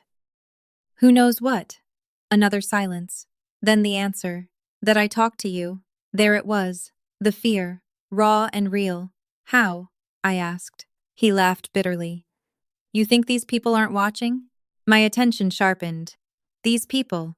Not Trent. Not Warren. These people. Plural. Bigger. Organized. Connected. The language mattered. Meet me. He hesitated. No. Why? More silence. Then finally, because I don't know who to trust anymore. The line went dead. I stared at the phone. Something had changed, dramatically. For weeks, Malik acted like a man hiding information. Today, he sounded like a man running from consequences. The difference mattered. A lot. By Wednesday afternoon, the flash drive David provided had become the center of our investigation. Olivia and I reviewed thousands of emails, approvals, and internal communications. Most were boring. Some were suspicious. A handful were explosive. Then we found the first real breakthrough. Not financial records. Communications. Internal communications between Trent and several executives connected to the foundation. One particular email chain immediately caught my attention. The discussion centered around an upcoming audit review. My pulse accelerated. Audit review. We kept seeing that phrase, again and again. Then I found a message from Trent. Keep Jasmine away from this discussion. Silence filled the room. Olivia looked up immediately. Why would he say that? Exactly. Why? If Jasmine was merely a spoiled sister benefiting from family favoritism, there would be no reason to exclude her. Which meant one thing. Jasmine knew something. Something important enough that Trent worried she might say the wrong thing. Suddenly, her role in the story looked very different. Not a bystander, not a beneficiary, a participant. Then another email appeared. This one from Jasmine herself. The moment I opened it, my pulse stopped. Because the tone wasn't emotional. It wasn't immature. It wasn't reckless. It was strategic. Extremely strategic. Jasmine outlined communication plans, public messaging responses, community influence targets, and reputation management tactics. Not suggestions, instructions, actual instructions. Olivia read over my shoulder. She never finished the sentence. She didn't need to, because we were both thinking the same thing. Jasmine wasn't following the operation. She was helping run it. The realization hit harder than expected. My entire life, Jasmine survived because other people protected her. My parents fixed mistakes. Teachers lowered expectations. Family members made excuses. Yet buried inside these emails was a version of my sister I had never seen. Calculating. Organized. Dangerous. Then the final attachment appeared. A spreadsheet. Hundreds of names. Community leaders, donors, church members, local journalists, business owners. Every person categorized according to influence level. My stomach tightened immediately. This wasn't family drama. This was network management, reputation management, social control. And sitting at the center of it all was Jasmine. Suddenly, the social media attacks against me looked less emotional and far more professional. Someone taught her how to do this. The question was who? Then Olivia froze, completely froze. Camille. I looked up. What? She pointed toward a specific section of the spreadsheet. Notes. Personal notes. My pulse accelerated. Every influential person on the list included comments beside their name. Strengths, weaknesses, pressure points. Then I found mine. Camille Carter. Underneath sat a short note. The room became silent. Very silent. Because the note wasn't written by Trent. It wasn't written by Jasmine. It was written by Warren Carter, my father.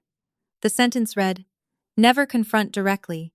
Use guilt, family pressure, and public opinion." For several seconds I couldn't breathe. Not because the statement shocked me, because it explained my entire childhood in 12 words. My father hadn't accidentally manipulated people. He studied them, systematically, deliberately, including me. Then another realization arrived. If Warren maintained profiles on everyone around him, then this operation was older than Trent. Much older. Trent didn't create the system. He inherited it. The office phone rang. Reception again. Camille? Yeah? The receptionist sounded nervous. There are federal agents here. Everything stopped. Olivia froze. I froze. Even the air seemed to disappear from the room. Federal agents? Yes. My pulse exploded, not because I was guilty, because timing matters. And this timing was terrible. Send them up. 5 minutes later, 2 agents entered my office. Professional, calm, expressionless. The older one introduced himself first. Special Agent Richard Cole. The younger one remained silent. They sat down across from me. Nobody smiled. Nobody wasted time. Agent Cole opened a folder. "Miss Carter, we'd like to discuss Malik Carter." My stomach tightened instantly. Of course, Malik, the weak link. The man everyone warned me about. What about him? Agent Cole looked directly into my eyes. Then he delivered the single most shocking revelation of the entire investigation so far. "Your brother has been cooperating with us for almost 8 months.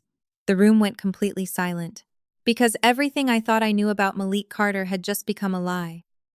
And if Malik had been secretly working with federal investigators for 8 months, then someone inside my family had been betraying the operation long before I ever received the first anonymous message. For several seconds after Agent Cole finished speaking, nobody in the room moved. Nobody spoke. The words hung in the air like something impossible to process. 8 months. My brother had been cooperating with federal investigators for 8 months. Not 8 days. Not 8 weeks. 8 months. The timeline alone shattered almost everything I thought I understood about this situation. Across the desk, Agent Cole watched my reaction carefully. The younger agent remained silent. Olivia looked just as stunned as I felt. Finally, I found my voice. "Malik?" Agent Cole nodded once. "Yes." I leaned back slowly. Because if this was true, then every conversation I'd had with my brother suddenly looked different. Every warning, every hesitation, every moment of fear.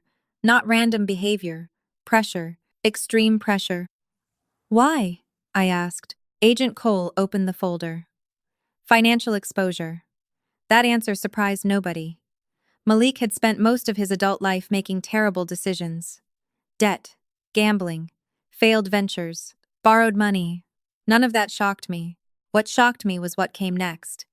"Your brother wasn't originally a target." My attention sharpened instantly. Then what was he? Agent Cole looked down at his notes. A witness. Silence swallowed the room. Witness. Not suspect. Not accomplice. Witness. A very important distinction. Then he slid several documents across the desk. Mr. Carter approached investigators voluntarily. My pulse slowed. Complete focus. Because that single statement explained everything. Malik wasn't recruited. He wasn't caught. He wasn't forced. He walked in himself, which meant something scared him enough to cooperate with the federal government. And that takes a lot. When? Agent Cole pointed to a date. My stomach tightened immediately. The date landed almost 2 months before the restaurant dinner. 2 months before Jasmine's campaign. 2 months before my family suddenly decided they missed me. Suddenly the timeline became very interesting. Very interesting. What did he tell you? Agent Cole hesitated. Then he gave an answer that changed the entire investigation. He told us Trent wasn't running the operation. Silence. Olivia closed her eyes briefly. We already suspected that. Hearing it from federal investigators was different. It transformed suspicion into direction. Then who was? Another pause. Then Agent Cole answered carefully. At the time, he believed Warren Carter was. At the time. Interesting wording. Very interesting wording. Because it suggested investigators no longer believed Warren stood at the top. I noticed it immediately. So did Olivia. At the time? I asked. Agent Cole looked at me. For the first time, genuine curiosity crossed his face. He was measuring how much I already knew. You've been doing your own investigation. Not a question. A statement. I said nothing. He smiled slightly. Good. Then he opened another section of the file. Because the picture has changed. My pulse accelerated. There it was. The reveal. The thing hiding behind everything else. The reason everyone kept warning me.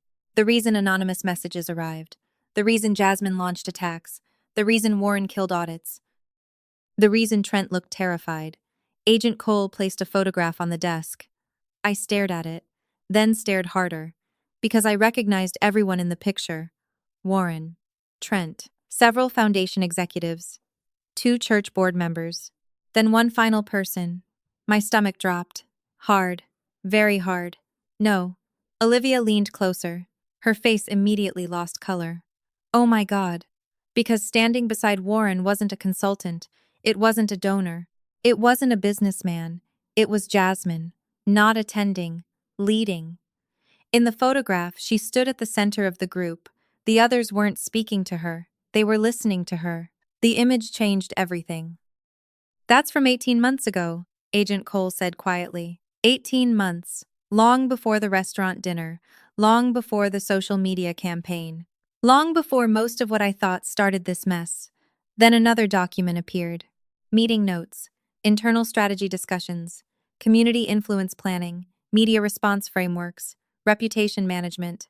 My pulse accelerated with every page, because the language felt familiar. Extremely familiar. It matched the spreadsheet we found, the messaging structures, the influence networks, the communication plans. Suddenly, a horrifying possibility emerged.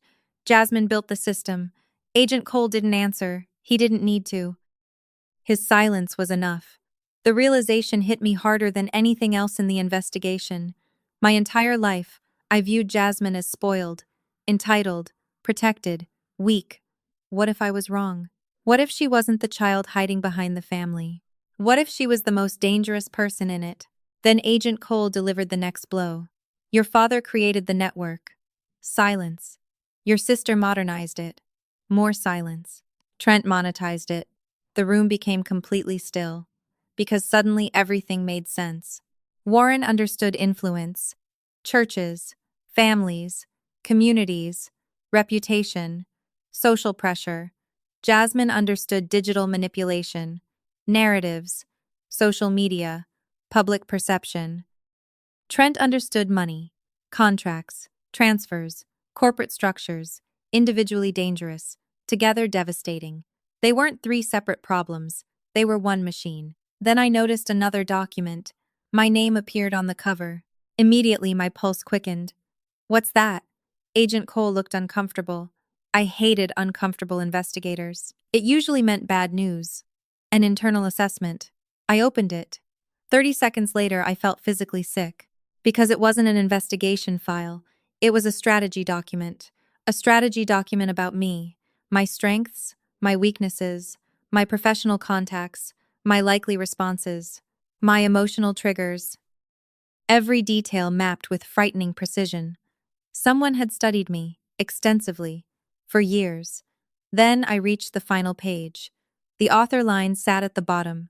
Jasmine Carter Holloway. For a moment, the room disappeared around me. Not because of the betrayal, because of the effort. This wasn't something written in anger. It wasn't emotional. It wasn't impulsive. It required months, maybe years.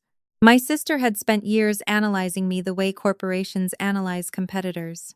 Then Agent Cole quietly asked a question. Do you know why your family invited you to that dinner? I almost laughed. To pay the bill. Partly. Partly. The word hit like a punch. What do you mean partly? Agent Cole exchanged a look with the younger agent. Then he opened the final folder. The contents changed everything. Completely. Inside sat a proposed consulting agreement. Not a dinner invitation. Not a reconciliation plan. A contract. My company, my expertise, my reputation, my connections, my influence. Every asset I spent years building appeared inside the proposal. The room became silent, very silent. Then I understood. They weren't trying to get $6,700 from me. That was pocket change. A distraction. A test. They wanted something much bigger. Much bigger. Agent Cole finally spoke. Your family believed federal scrutiny was coming. My pulse accelerated. And? They wanted your firm handling crisis management. Boom. Everything clicked. The dinner. The speeches. The fake reconciliation. The pressure. The guilt. The campaign. All of it. They weren't trying to reconnect with me. They were trying to recruit me. They wanted me to save them. Save Warren. Save Trent. Save Jasmine. Save the machine. Save the empire. The realization was so breathtakingly selfish that I almost admired it. Almost. Then Agent Cole delivered the final revelation. The one that changed everything. Miss Carter. He paused. Long enough to matter. Your sister wasn't helping cover up the operation. Silence. Deep silence. According to the evidence, she helped design it. Nobody moved. Nobody spoke. Even Olivia looked stunned. Because for 10 parts of this story, Jasmine appeared to be a spoiled beneficiary, a jealous younger sister, a privileged golden child. The truth was far worse. Jasmine wasn't riding the machine.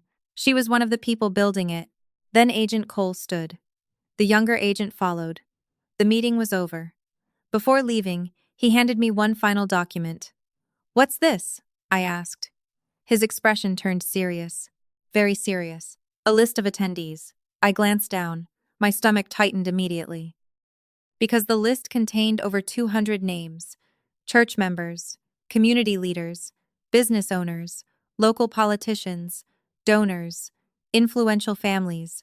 What is this? Agent Cole looked directly into my eyes.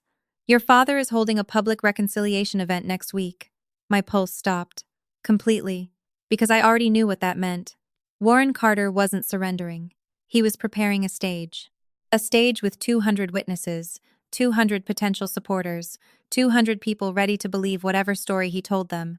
Then Agent Cole said the 6 words that made my blood run cold. Your family plans to make you the villain. The moment I hung up with Agent Cole, I knew exactly what Warren Carter was planning.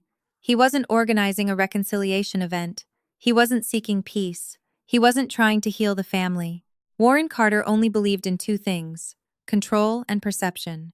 When those were threatened, he fought back the only way he knew how, publicly. For the next 6 days, invitations flooded across Atlanta. Church members received them. Community leaders received them. Business owners received them. Local politicians received them. Donors received them. The event was marketed as a powerful evening of forgiveness, reconciliation, and family restoration. The language was brilliant, emotional, inspirational, completely dishonest. Warren wasn't building a gathering. He was building a jury. 200 people, 200 witnesses, 200 potential allies. And at the center of the performance would be me, the daughter who abandoned her family, the selfish businesswoman who forgot her roots, the woman who embarrassed her parents, the woman responsible for division. I recognized the strategy immediately because it was exactly how my father had operated my entire life. He never wanted to win arguments. He wanted to control audiences. Unfortunately for him, audiences were my specialty too. 3 days before the event, Jasmine released another video. Unlike her previous posts, this one was professionally produced. Multiple camera angles, emotional music, carefully edited family photographs, childhood videos, church gatherings, holiday celebrations, every image designed to create one message: family, love, loss. Then Jasmine appeared on screen with tears in her eyes. "My parents aren't perfect," she said softly. "None of us are. But they don't deserve what has happened." I nearly laughed. Not because it was funny, because it was calculated. Every word had been tested. Every pause was deliberate. Every tear served a purpose. She never mentioned the investigation, never mentioned the foundation, never mentioned the contracts. Instead, she focused on feelings. Feelings were easier to manipulate than facts. The video reached nearly 100,000 views within 48 hours. Community support exploded. Church members rallied around my parents. Local groups shared the story. People who knew nothing about the situation suddenly became experts, exactly as planned. Then Trent joined the attack. Unlike Jasmine, he didn't hide behind emotion. He chose arrogance. During a business networking event attended by several of my former clients, Trent publicly addressed the situation for the first time. One of my contacts secretly recorded the conversation and sent me the video. I watched it twice, then a third time. Every viewing made me dislike him more. "Some people become successful and forget where they came from," Trent said confidently. Several people nodded. "They mistake money for character." More nods. "Then they wonder why everyone stops trusting them." The audience laughed. Trent smiled. He enjoyed it. That bothered me more than the insults themselves. He genuinely believed he was winning. He genuinely believed he was untouchable. The most dangerous people are often the ones who mistake temporary power for permanent protection. 2 days later, another client suspended a project. Not because of evidence, because of uncertainty. Jasmine's campaign and Trent's networking efforts were producing results. The financial damage wasn't catastrophic, yet, but it was real. Olivia entered my office carrying updated reports. "The pressure's working." I nodded. "I know." She sat across from me. "Are we doing this?" Good question. For a moment I looked toward the wall covered in evidence. Contracts, emails, foundation records, internal communications, audit reports, federal inquiries, years of lies compressed into organized folders. Then I smiled. "Absolutely." Olivia smiled back. "Good." Because she understood what was coming. For weeks we had been collecting information, preparing, waiting. The event wasn't a threat. It was an opportunity. The larger the audience, the larger the fallout. The day before the gathering, I received another anonymous message. This time, it came through an encrypted email account. No greeting, no signature. Just one sentence. "Bring everything." Interesting. Very interesting. Then another message arrived seconds later. "He plans to corner you publicly." I already knew that. The final message was different. "He doesn't know what Brenda took." My pulse slowed immediately. Brenda, again. Every path kept returning to my mother, the woman who spent years standing beside Warren, the woman secretly feeding information, the woman nobody seemed to understand, not even me. Then my phone rang. Unknown number. I answered immediately. Silence greeted me. Then a familiar voice spoke. "Brenda." For the first time since this nightmare began, my mother called me directly. Neither of us spoke for several seconds. Finally, she whispered, "Please come tomorrow." My attention sharpened. "Why?" Heavy breathing. Then silence. Then more breathing. She sounded exhausted, not physically, emotionally, like someone carrying a weight for too long. "Because if you don't, he'll win." My pulse stopped, not because of the statement, because of the fear in her voice. Genuine fear. The kind I had never heard from my mother before. "Mom." The word felt strange after 5 years. She began crying immediately. Not performance crying. Real crying. The difference was obvious. I should have stopped this years ago. Silence filled the line. Then she disconnected. Just like that. No explanation, no details, nothing. Yet somehow the conversation disturbed me more than every threat and warning combined. The following evening arrived warm and clear. The event took place inside one of the largest church community centers in Atlanta. By the time my car arrived, the parking lot was overflowing. Hundreds of vehicles, reporters, cameras, volunteers, guests. Warren hadn't organized a family discussion. He had organized a spectacle. Exactly as Agent Cole predicted, Olivia parked beside me and looked toward the building. Ready? I smiled slightly. More than ready. Inside, the atmosphere felt electric. People whispered, pointed, stared. Some recognized me immediately. Others knew me only through Jasmine's videos. None of that mattered. What mattered was the stage.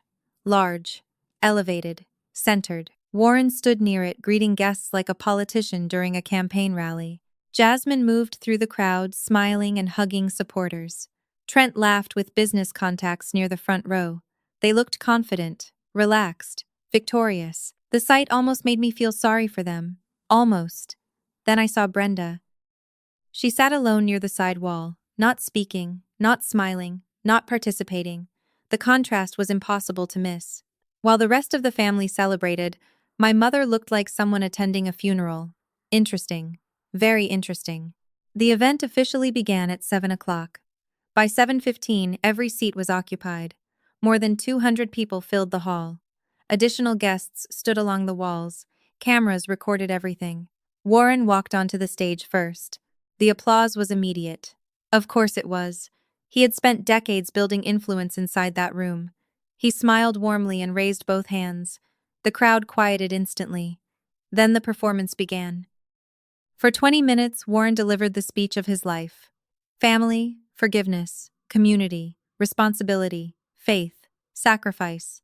Every theme carefully selected, every story carefully edited. He described heartbreak, division, misunderstanding. He painted himself as a grieving father desperate to reconnect with a successful but misguided daughter. The audience absorbed every word. Several people cried. Others nodded. It was impressive. If I didn't know the truth, I might have believed him too. Then Jasmine joined him on stage. More tears, more stories, more emotional manipulation. She described childhood memories, family traditions, shared struggles. She never mentioned contracts, never mentioned investigations, never mentioned fraud. Not once. Then Trent stepped forward. Unlike Warren and Jasmine, he didn't try to appear emotional. He chose confidence. Success without character is dangerous, he announced. My jaw tightened. Several people applauded. Money can't replace integrity. More applause. The hypocrisy was breathtaking. Then came the moment they had spent weeks preparing. Warren looked toward me and smiled. Camille. The entire room turned. 200 pairs of eyes locked onto me simultaneously. Warren extended his hand toward the stage. Please join us. There it was. The trap. The public confrontation. The humiliation. The moment they believed would destroy me. Jasmine smiled confidently. Trent crossed his arms. Warren looked completely certain of victory. Around the room, people waited expectantly. Some curious. Some sympathetic. Some judgmental. All watching. Exactly as my father intended. Slowly, I stood. The room became silent. Completely silent. Then I began walking toward the stage. And for the first time that evening, I noticed something Warren hadn't. In the back row, seated quietly near the exit, Special Agent Richard Cole was watching everything. And he wasn't alone. 200 people watched as I walked toward the stage. The room was so quiet that I could hear the sound of my own heels against the floor. Warren stood near the podium wearing the expression he always wore when he believed he controlled the outcome. Calm, confident, certain. Jasmine sat in the front row with her hands folded neatly in her lap. Trent leaned back in his chair looking completely relaxed. They believed this was their night, their audience, their story, their victory. The problem was that they still thought I had come there to defend myself. I stepped onto the stage and accepted the microphone from Warren. He squeezed my shoulder gently for the cameras. The gesture looked affectionate, supportive, fatherly. It was also completely fake. Thank you for being here, he said loudly. Applause erupted across the room. Then he turned toward me. Camille, before we continue, I think everyone would appreciate hearing your perspective. There it was. The trap. designed to sound generous while placing me under a spotlight. Warren expected me to become emotional, defensive, angry. He expected me to attack him. He expected me to help him. Instead, I smiled. I'd love to share my perspective. A few people laughed softly. Warren's smile tightened slightly. Very slightly. The first crack. Good, he replied, because family healing begins with honesty. The hypocrisy nearly made me laugh. I agree. More silence settled over the room. Then I turned toward the audience. Can I ask a question first? Warren hesitated, just long enough for me to notice. Of course. I looked around the room. Church leaders, business owners, donors, volunteers, friends, neighbors. Many of these people had known my family for decades. Most trusted Warren completely. How many of you believe tonight is about repairing a broken family? Nearly every hand went up, exactly as expected. I nodded slowly. Interesting. Then I pulled a folder from my bag. The room immediately grew quieter. Warren noticed it. So did Jasmine. So did Trent. The atmosphere changed. Just a little, but enough. 5 years ago, I began. My father told me family should come before ambition. Warren smiled proudly. Several audience members nodded. They had heard the story before, many times. What he didn't tell you, I continued, is that during those same years, he approved financial transactions connected to an organization currently under federal review. Silence. Instant silence. Warren's smile disappeared. Not completely. Just enough. Jasmine sat forward in her chair. Trent stopped smiling entirely. Good. Now we were finally talking about the real story. Camille. Warren's voice remained calm. This isn't the place. I looked at him. Then why invite 200 witnesses? A ripple moved through the crowd. Small, but noticeable. Warren opened his mouth. Nothing came out. The second crack. Then Jasmine stood. This is exactly what we've been talking about. Her voice carried perfectly through the hall. She always turns everything into an attack. Several audience members nodded immediately. Familiar strategy. Redirect emotion. Avoid facts. Really? I asked. Then I held up a document. Would anyone like to see a foundation approval signed by Warren Carter? Silence. Deep silence. Jasmine froze. Warren's face hardened. And for the first time all evening, uncertainty appeared in the room. Not belief. Not support. Uncertainty. Which was enough. Because uncertainty is where control begins to die. Warren stepped closer. Camille, let's discuss this privately. Interesting. 10 minutes earlier, he wanted a public conversation. Now, he wanted privacy. The audience noticed that too. I could see it in their faces. Then Trent stood. Big mistake. Huge mistake. He walked onto the stage confidently and took a microphone. Let's stop pretending this is about accountability. His voice echoed through the hall. This is revenge. There it was. Finally. The real Trent. Arrogant. Condescending. Certain. You spent years resenting your family, he continued. Now you're trying to destroy them. Several people applauded. Not many. Fewer than before, I noticed. More importantly, so did he. Then he smiled at me. You built a career managing scandals, Camille. Maybe that's why you're so desperate to invent one. A few nervous laughs followed. Trent looked pleased with himself. He shouldn't have been. Because the moment he finished speaking, I projected an image onto the giant screen behind us. The room went silent instantly. A contract appeared, then another, then another. Payment approvals, transfer records, consulting agreements. Every document carried names the audience recognized. Several people stood up trying to read better. Others stared in confusion. Then I highlighted a series of transactions connecting foundation money to companies linked to Trent. The silence became uncomfortable. Good. It should have been. Are these fake? I asked calmly. Trent's confidence vanished. Not completely, but enough. You don't understand what you're looking at. There it was. The universal response of guilty people. Not denial. Confusion. Then explain it. Trent didn't. Because he couldn't. The room waited. He said nothing. Then Warren stepped in again. Financial records can be misinterpreted. Another weak answer. Another crack. The audience felt it. I could see it happening. Slowly. Gradually. The certainty that filled the room earlier was evaporating. Then I displayed another document. This time the audience reacted immediately. Gasps, whispers, confused looks. Because this wasn't a contract, it was an internal audit recommendation, one specifically calling for a full forensic investigation. Then I enlarged the rejection signature, Warren Carter. The room became completely silent. Several church board members exchanged shocked looks. One elderly donor removed his glasses and stared at the screen. Warren no longer looked confident. Jasmine no longer looked relaxed. Trent no longer looked untouchable. Good. We were getting somewhere. Then a voice interrupted from the front row. Is that real? A church elder, respected, influential, dangerous for Warren. I smiled. Yes. The elder turned toward Warren. Why was the audit rejected? Warren opened his mouth. Nothing came out immediately. Another dangerous moment. Because audiences forgive mistakes, they don't forgive hesitation, especially from leaders. Then Jasmine moved quickly, too quickly. Because the accusations were false. Interesting answer. Very interesting. Because nobody asked her.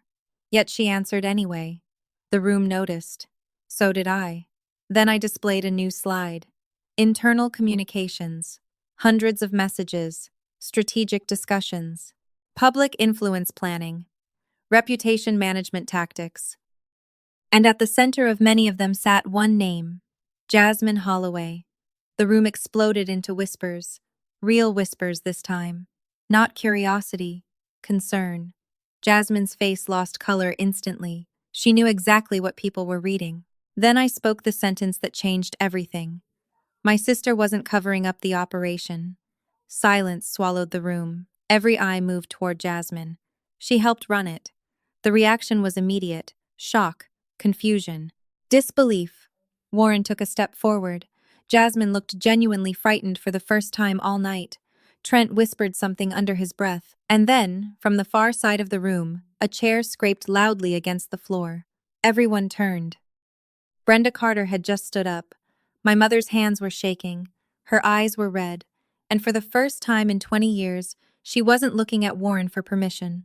She was looking directly at the audience. Then she reached into her purse and slowly removed a thick manila envelope. The entire room froze, because whatever was inside that envelope had terrified Warren Carter for years, and judging by the look on his face, he knew exactly what she was about to do. For one long second, nobody breathed. Brenda stood near the side aisle holding that manila envelope against her chest like it weighed more than anything she had ever carried. Warren stared at her with a look I had never seen on his face before. Not anger, not disappointment. Fear. Pure fear. Brenda, he said quietly. The microphone still in his hand carried his voice across the entire hall. Sit down. My mother didn't move. That small act of defiance hit the room harder than any speech could have. For decades, Brenda Carter had played the role Warren assigned her. Supportive wife. Emotional shield. Soft voice after his hard judgment. But tonight, in front of 200 people, she finally stopped following his script. No, she said. One word. Small voice. Massive impact. The room erupted into whispers. Jasmine stood so fast her chair nearly tipped backward. Mom, don't! That reaction told the audience everything. People don't panic unless something real is about to surface. Brenda looked at Jasmine, and something painful crossed her face. I protected you too long. Jasmine's mouth opened, but no sound came out. Then Brenda turned toward me. For the first time in 5 years, I saw real shame in my mother's eyes. Camille, I'm sorry. The words hit strangely. Not enough to heal anything, not even close, but enough to confirm that whatever came next mattered. Brenda walked toward the stage. Every step seemed to age her. Warren moved to block her, but Agent Cole stood from the back row. He didn't say anything. He didn't need to. Warren saw him, froze, and stepped aside. The crowd noticed that too. Brenda climbed the steps and handed me the envelope. Her hands trembled as she released it. Your father didn't reject that audit because it was wrong, she said into the microphone. He rejected it because it was right. The room exploded. Gasps came from every corner. Several church board members stood. Warren's face turned gray. Jasmine looked like she might faint. Trent whispered something sharp under his breath. I opened the envelope. Inside were printed emails, handwritten notes, and copies of transfer approvals. Older documents predating Trent's involvement. Documents showing exactly what Agent Cole had hinted at. Warren created the network. Jasmine modernized it. Trent monetized it. But Brenda had preserved the proof. I projected the first page onto the screen. A message from Warren to several foundation contacts. Subject: Influence Strategy. The room went silent as people read his words. He discussed donor management, community perception, family optics, and keeping financial concerns away from formal review until outside pressure could be controlled. Outside pressure, meaning me. Meaning anyone who asked too many questions. That email is taken out of context, Warren snapped. His voice cracked. That crack mattered. The strong patriarch was slipping. Then another voice came from the rear entrance. No, it isn't. Every head turned. Malik stood in the doorway beside two federal agents. His face looked pale, exhausted, and terrified, but he was there. For once in his life, Malik Carter had not run. He walked slowly down the center aisle while the room watched in stunned silence. Jasmine backed away from him as though he carried disease. Trent looked furious. Warren looked betrayed. I looked at my brother and understood something immediately. This was why he had been afraid. He had not been protecting himself only from federal charges. He had been protecting himself from them. Malik stopped below the stage and looked at Warren. You told me family loyalty meant silence. His voice shook, but it carried. Then you tried to make me the backup scapegoat, Warren shouted. You ungrateful little... No, Malik cut him off. The hall went silent again. No more. Then Agent Cole walked forward. He didn't take the stage. He didn't need theatrics. Federal authority has its own lighting. Mr. Carter, he said calmly, I advise you not to interfere with witness testimony. Witness testimony. The words moved through the room like electricity. Warren looked around and realized the audience had changed. The same people who arrived ready to judge me were now staring at him like a stranger. Camille, the villain, was disappearing. Warren, the fraud, was emerging. Then I projected the next file. A spreadsheet. Names, donors, church elders, business contacts, influence ratings, pressure points. The room reacted instantly. People recognized themselves. One woman near the front gasped when she saw personal notes beside her husband's name. A local councilman stood up and demanded, What is this? I turned toward Jasmine. Why don't you explain it? Jasmine's eyes burned with hatred. You don't know what you're doing. Then explain it. She said nothing. So I did. This is a social pressure map. It categorized donors, church members, business leaders, and family contacts based on how useful they were, how easily they could be influenced, and what personal weaknesses could be used against them. The room exploded. People stood. Voices rose. A donor shouted at Warren. A church elder demanded answers. Trent tried to move toward a side exit, but one federal agent stepped quietly into his path. He stopped immediately. Jasmine looked at the crowd and finally understood what was happening. Her audience had turned. The same public opinion she weaponized against me was now cutting into her. Then I displayed the final page. Author, Jasmine Carter Holloway. A collective gasp rolled across the hall. Jasmine's perfect face collapsed. Not into guilt, into rage. I did what I had to do, she snapped. The microphone picked it up clearly. Everyone heard. I turned toward her slowly. To protect the family? She laughed bitterly. To protect what we built. Wrong answer. Horrible answer. Perfect answer. Because in that moment, she stopped pretending to be a victim. You think you built all this by being nice? She shouted, turning toward the crowd. You people loved the galas. You loved the access. You loved sitting beside important names and pretending this church wasn't run like every other power structure in this city. The room froze. Jasmine was unraveling in public, and she didn't even realize she was helping me. Camille was always the problem, she continued, pointing at me.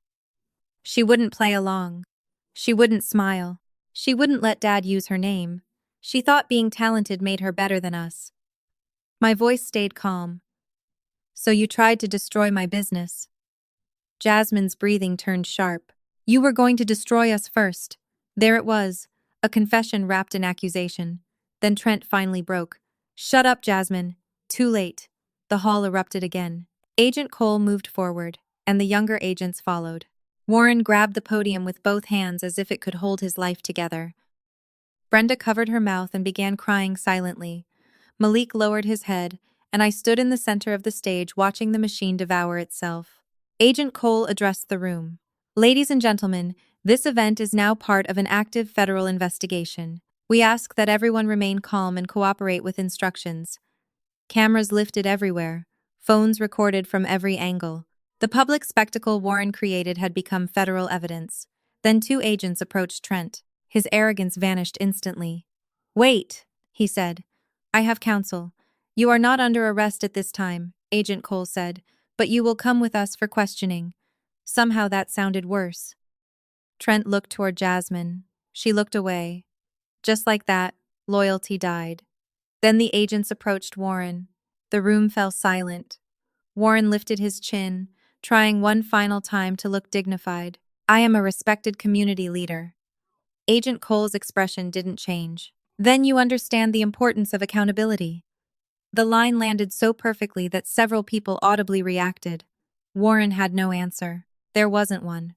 As agents escorted him off the stage, the crowd parted. Nobody touched him. Nobody defended him.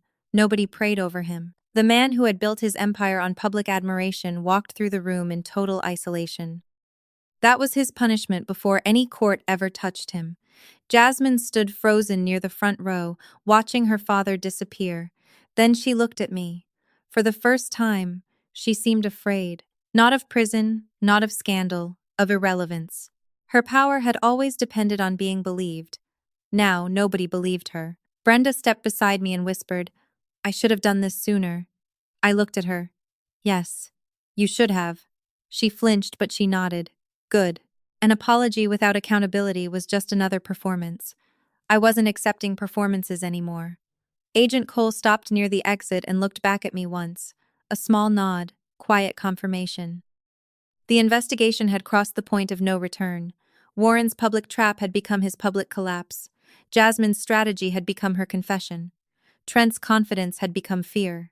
And the 200 witnesses my father gathered to judge me had just watched the truth destroy him instead. As the agents led my family toward the doors, my phone buzzed in my hand. It was Olivia. Her message was only one sentence. The media already has the footage. I looked across the hall at the shocked faces, the lowered phones, the empty stage, and the broken family that once believed I would always be the easiest person to sacrifice. Then I realized the night wasn't ending. It was spreading. By morning, all of Atlanta would know what Warren Carter had done. By sunrise the next morning, the video had spread far beyond the church community. Every major local news station carried some version of the story. Social media platforms exploded with clips from the event. Some focused on Warren being confronted with the audit documents. Others focused on Jasmine's public outburst. The most damaging clips showed two federal agents standing in the middle of a packed church hall while community leaders stared at my family in disbelief. For years, Warren Carter carefully controlled his public image. In less than 12 hours, that image began collapsing in front of the entire city. I woke to over 300 messages, reporters, former clients, friends I hadn't spoken to in years. Even people who once believed Jasmine's story were suddenly asking questions. The difference between public admiration and public suspicion is surprisingly small. One credible piece of evidence can destroy years of manufactured trust. Olivia was already in the office when I arrived. Multiple television screens displayed coverage from different stations. Analysts debated the financial records. Legal experts discussed potential exposure. Community members shared reactions. Every screen carried the same photograph: Warren Carter being escorted from the stage while 200 witnesses watched. How bad? I asked. Olivia smiled for the first time in weeks. For them? She pointed toward one of the screens. Catastrophic.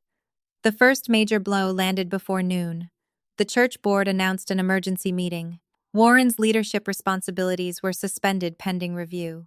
The statement was carefully worded, but everyone understood what it meant. His authority was gone, not reduced. Gone. The same board members who spent years defending him suddenly wanted distance. Self-preservation moves quickly when scandals become public. Then came the donors. Several prominent contributors publicly froze future donations. Others demanded independent audits. Community partners suspended joint programs. Every organization connected to Warren started calculating risk. Nobody wanted to drown beside him. Then Trent's world began collapsing. 3 corporate clients terminated consulting agreements within 24 hours. Another requested immediate access to financial records. A regional contractor announced a formal internal review. The market wasn't waiting for convictions. It was reacting to exposure. Reputation had always been one of Trent's most valuable assets. Now it was becoming a liability. Around 3 in the afternoon, Olivia entered my office carrying a tablet. "You need to see this." I took it. The screen displayed a live social media broadcast. Jasmine. Thousands of viewers watched as she sat alone in what appeared to be her living room. Gone was the polished production quality. Gone was the emotional music. Gone was the carefully crafted image. For the first time, she looked exhausted. "A lot of misinformation is being spread," she began. The comments exploded immediately. People demanded answers. They wanted explanations. They wanted accountability. Jasmine tried controlling the conversation, but every attempt failed. The audience wasn't interested in her narrative anymore. They wanted facts, real facts.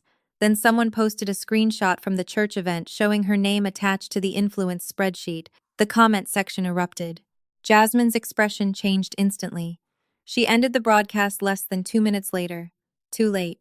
The damage was done. The internet had turned on her. That evening, Agent Cole requested another meeting. This time it wasn't inside a government office. It wasn't formal, it wasn't intimidating. He simply wanted information. Lots of information. We spent nearly 3 hours reviewing documents, timelines, and communication records. The more evidence he examined, the more serious his expression became. Finally, he closed the last folder and looked at me. "You know what surprises me?" "What?" He leaned back in his chair. "How long they got away with it." I understood exactly what he meant. The operation wasn't sophisticated because it was brilliant. It survived because people trusted Warren. They trusted the church. They trusted the family. Trust is often the most valuable shield corruption can buy. Then Agent Cole revealed something important. "We've started interviewing additional witnesses." My attention sharpened. "Including?" He studied me carefully before answering. "Former Foundation employees." "Interesting." Very interesting. The network was expanding. Every witness increased pressure. Every statement created new risks. Then he added something else. "And we're not the only agency looking." My pulse slowed. "Meaning?" "Financial Crimes Division has requested access." Silence settled between us. Financial Crimes Division. That was bigger. Much bigger. The investigation wasn't shrinking. It was growing. Fast. Meanwhile, Warren refused to surrender. 2 days after the church event, he released a public statement through an attorney. The statement blamed misunderstandings, incomplete information, personal grudges, political motivations, anything except responsibility. Reading it felt like listening to a drowning man argue with water. Nobody believed him anymore.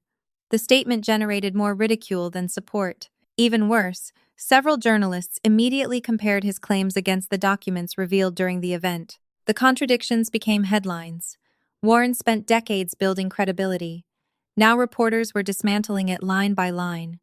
Then came Brenda. For nearly 48 hours after the event, nobody heard from her.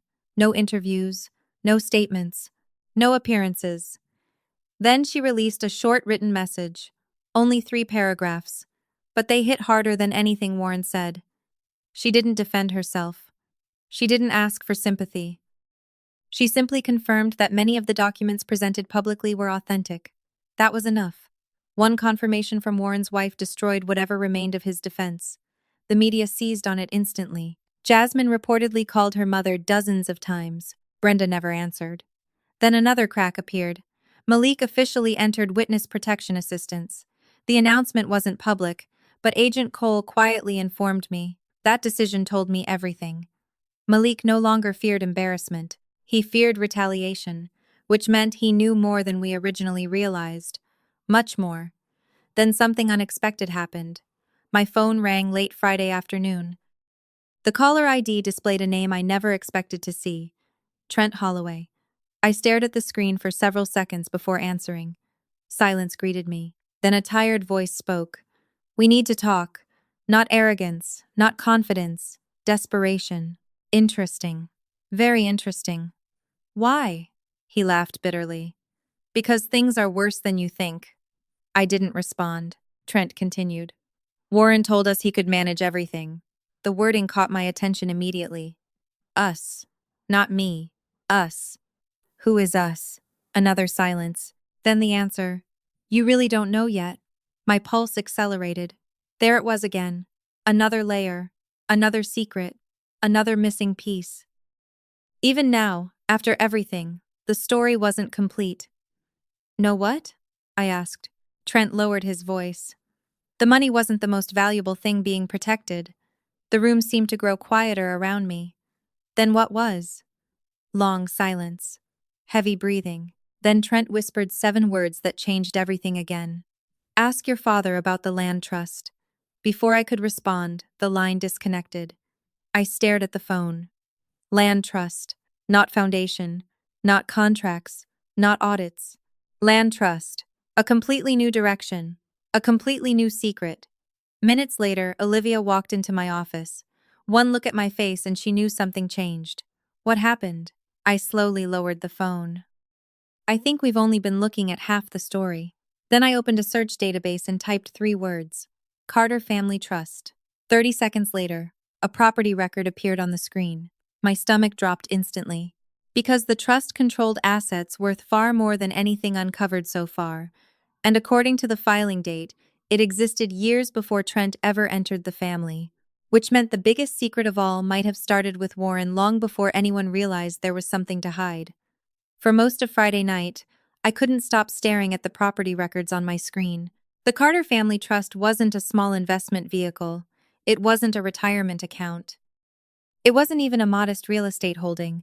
The trust controlled millions of dollars in land, commercial property, development rights, and long-term lease agreements spread across multiple counties. More importantly, many of the acquisitions predated Trent by nearly a decade. He hadn't built the foundation. He hadn't created the network. He hadn't designed the system. Warren had. The realization settled over me like a final piece sliding into place.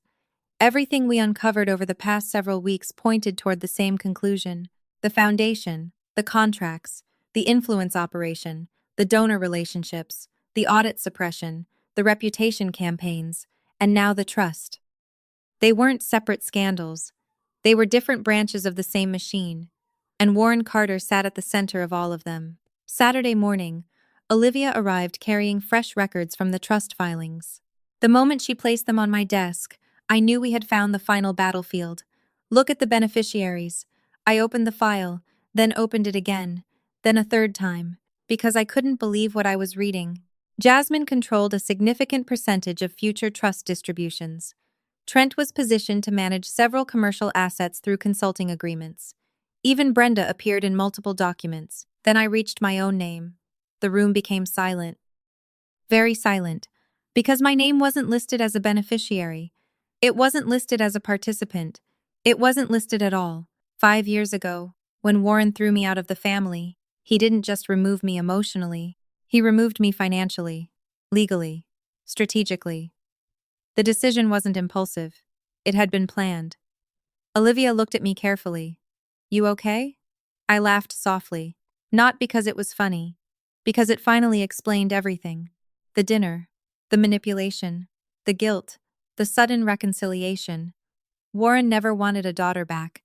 He wanted a crisis manager back. He wanted the successful child he discarded to protect the empire he built without her. Then another discovery appeared. Several trust assets were pledged as collateral against obligations connected to organizations under review. My pulse accelerated immediately. "There!" Olivia followed my finger. Her eyes widened. "Oh, wow. Exactly. The trust wasn't protected from the scandal. The trust was connected to it. Directly. If investigators followed the money far enough, they wouldn't just reach Trent. They wouldn't just reach the foundation, they would reach the trust itself. And if that happened, the entire structure could collapse. Suddenly, Trent's warning made sense. The money wasn't the most valuable thing being protected. The land was. The trust was. The legacy was. Then my phone rang. Agent Cole. I answered immediately. Tell me you found something. His tone suggested he already knew the answer. Maybe. He laughed. Good. Because we did too. My attention sharpened. What happened? Agent Cole paused. Then he delivered the news I had been waiting weeks to hear. Several financial institutions have started cooperating. Silence filled my office. Financial institutions, banks, lenders, asset managers. Those weren't emotional witnesses. Those were records, hard records, permanent records. How much cooperation? I asked. Agent Cole laughed again. Enough. Good answer. Very good answer. Then his voice became more serious. There's something else. My pulse slowed. Focus. Complete focus. What? Trent requested a meeting. There it was. The inevitable betrayal. Not if. When. Every collapsing conspiracy reaches the same moment. Somebody decides survival matters more than loyalty. Apparently, Trent reached that moment. What kind of meeting? The kind people request when they're considering cooperation. I closed my eyes briefly. Warren was finished. He just didn't know it yet. Then came Sunday. Warren held a press conference. Desperation changes people. The man who once controlled every room he entered now looked tired. Older. Smaller. The cameras captured every wrinkle. Every hesitation. Every sign of stress. He blamed political enemies. He blamed incomplete investigations. He blamed misunderstandings. He blamed former associates. He blamed the media. He blamed everyone except himself. The reaction was disastrous. Reporters challenged his statements in real time. Journalists cited documents already released. One reporter directly referenced the audit rejection. Another referenced the trust. A third referenced Jasmine's influence spreadsheet. Warren grew visibly frustrated. Then something happened that perfectly summarized his downfall. A reporter asked a simple question. If you've done nothing wrong, why are so many people who worked with you cooperating with investigators? Silence. Long silence. Warren had no answer. Because there wasn't one. The clip spread across social media within hours. Millions of views followed. Public opinion shifted again. Not dramatically, completely. Then Jasmine's world finally collapsed. Her employer announced an internal review. 2 major community organizations suspended her membership. Several longtime friends publicly distanced themselves. Invitations disappeared. Opportunities vanished. Calls stopped coming. For years, Jasmine weaponized influence. Now she was learning what happened when influence turned away. Brenda never spoke publicly again. Instead, she quietly met with investigators, quietly provided records, quietly corrected timelines. She wasn't trying to save herself. That much became obvious. She was trying to stop the damage from spreading further. The difference mattered. Then came the final fracture. Trent officially entered cooperation discussions. The news reached Warren within hours. According to Agent Cole, witnesses described the reaction as explosive. Warren screamed, threw objects, accused everyone of betrayal, denied reality, demanded loyalty. The same loyalty he spent decades exploiting. But loyalty built on fear rarely survives pressure. One by one, the people around him were leaving. And for the first time in his life, Warren Carter couldn't stop them. Tuesday afternoon, Olivia entered my office carrying the latest report. She looked stunned.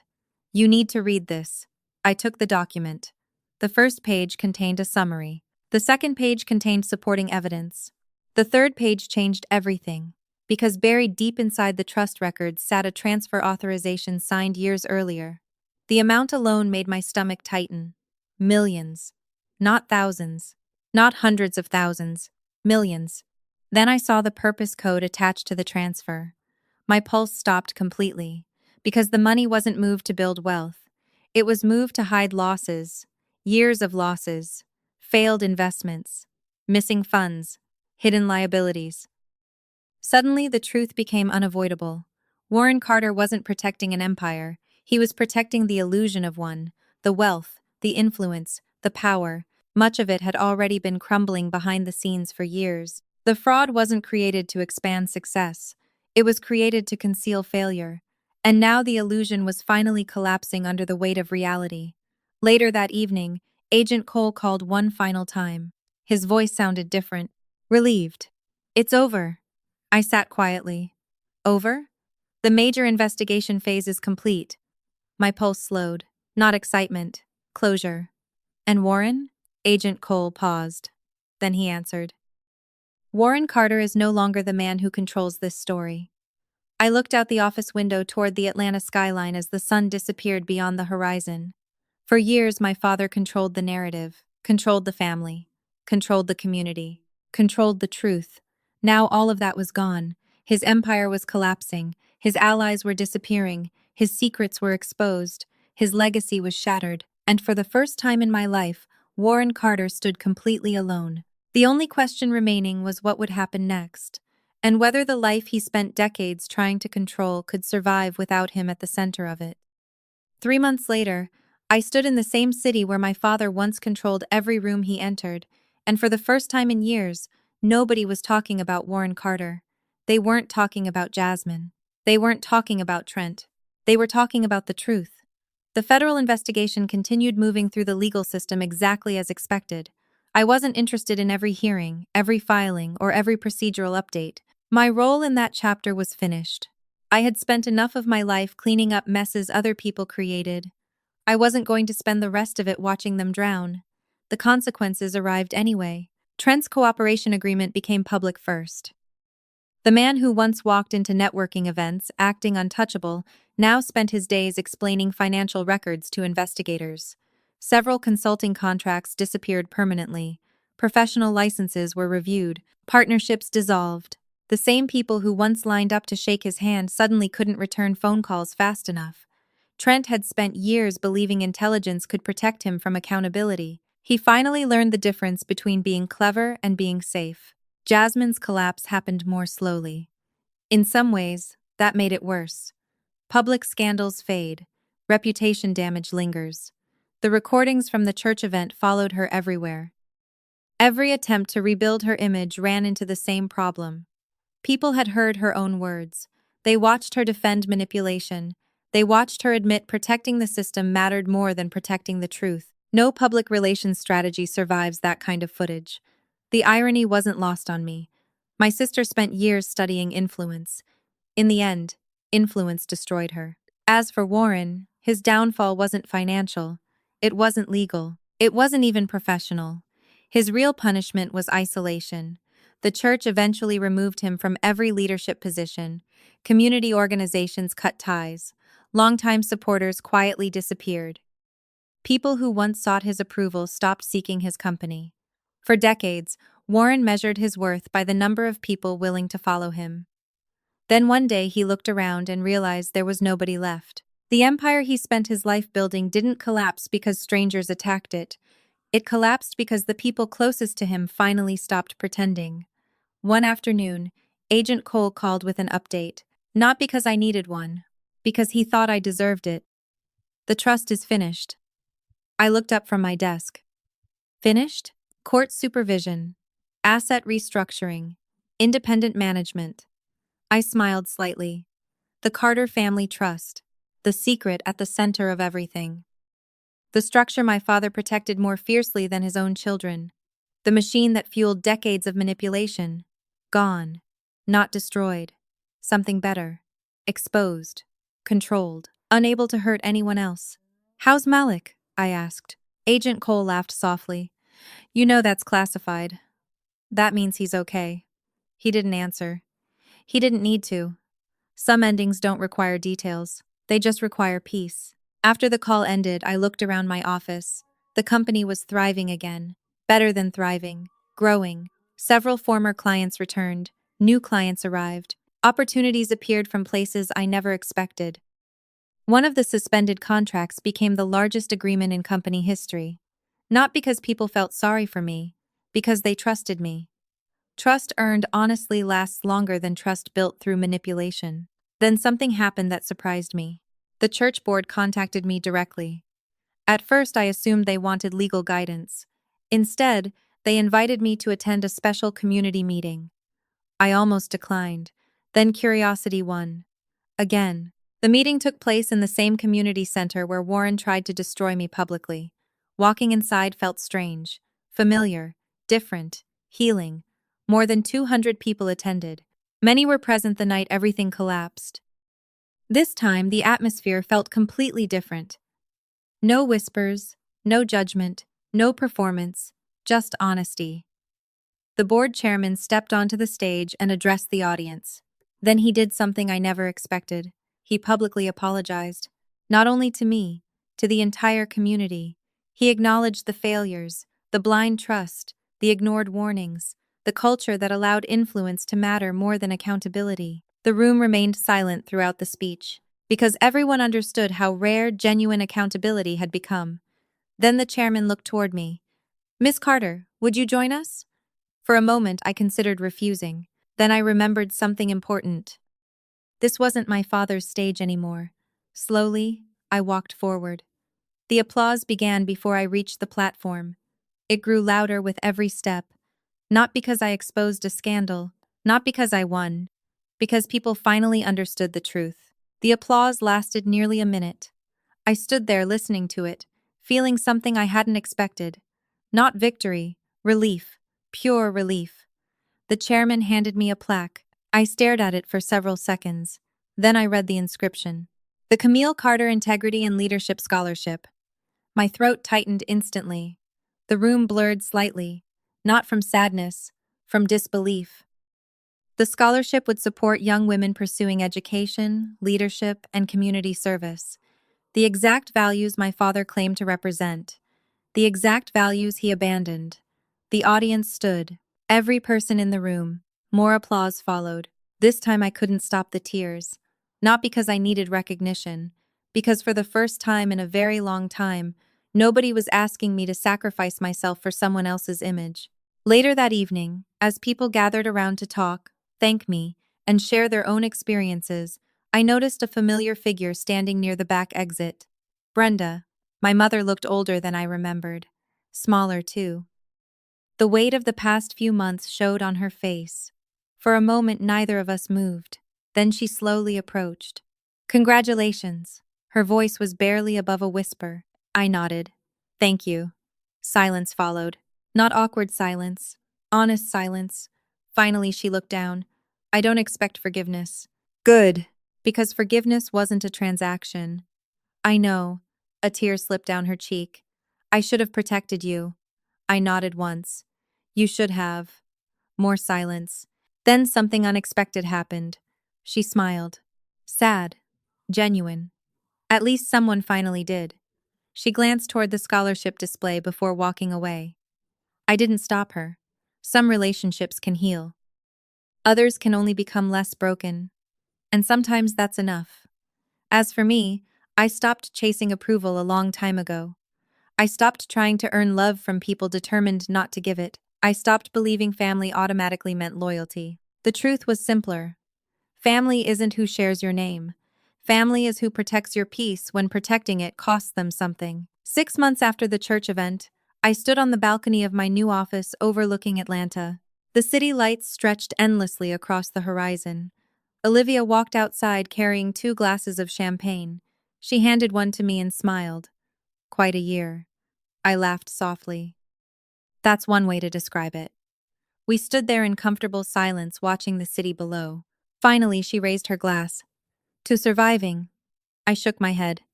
"Not surviving." She raised an eyebrow. "No?" I looked out across the skyline and smiled. "To freedom." Our glasses touched.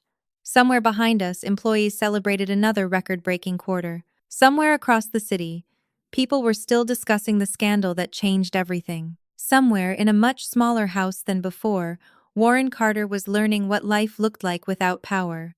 Somewhere else, Jasmine was discovering that influence disappears when people stop believing you. And somewhere ahead of me waited a future I had built myself, not inherited, not manipulated, not borrowed, earned. 5 years ago, my family cast me out because I refused to become what they wanted. Looking back, that was the greatest gift they ever gave me. They thought they were taking everything away.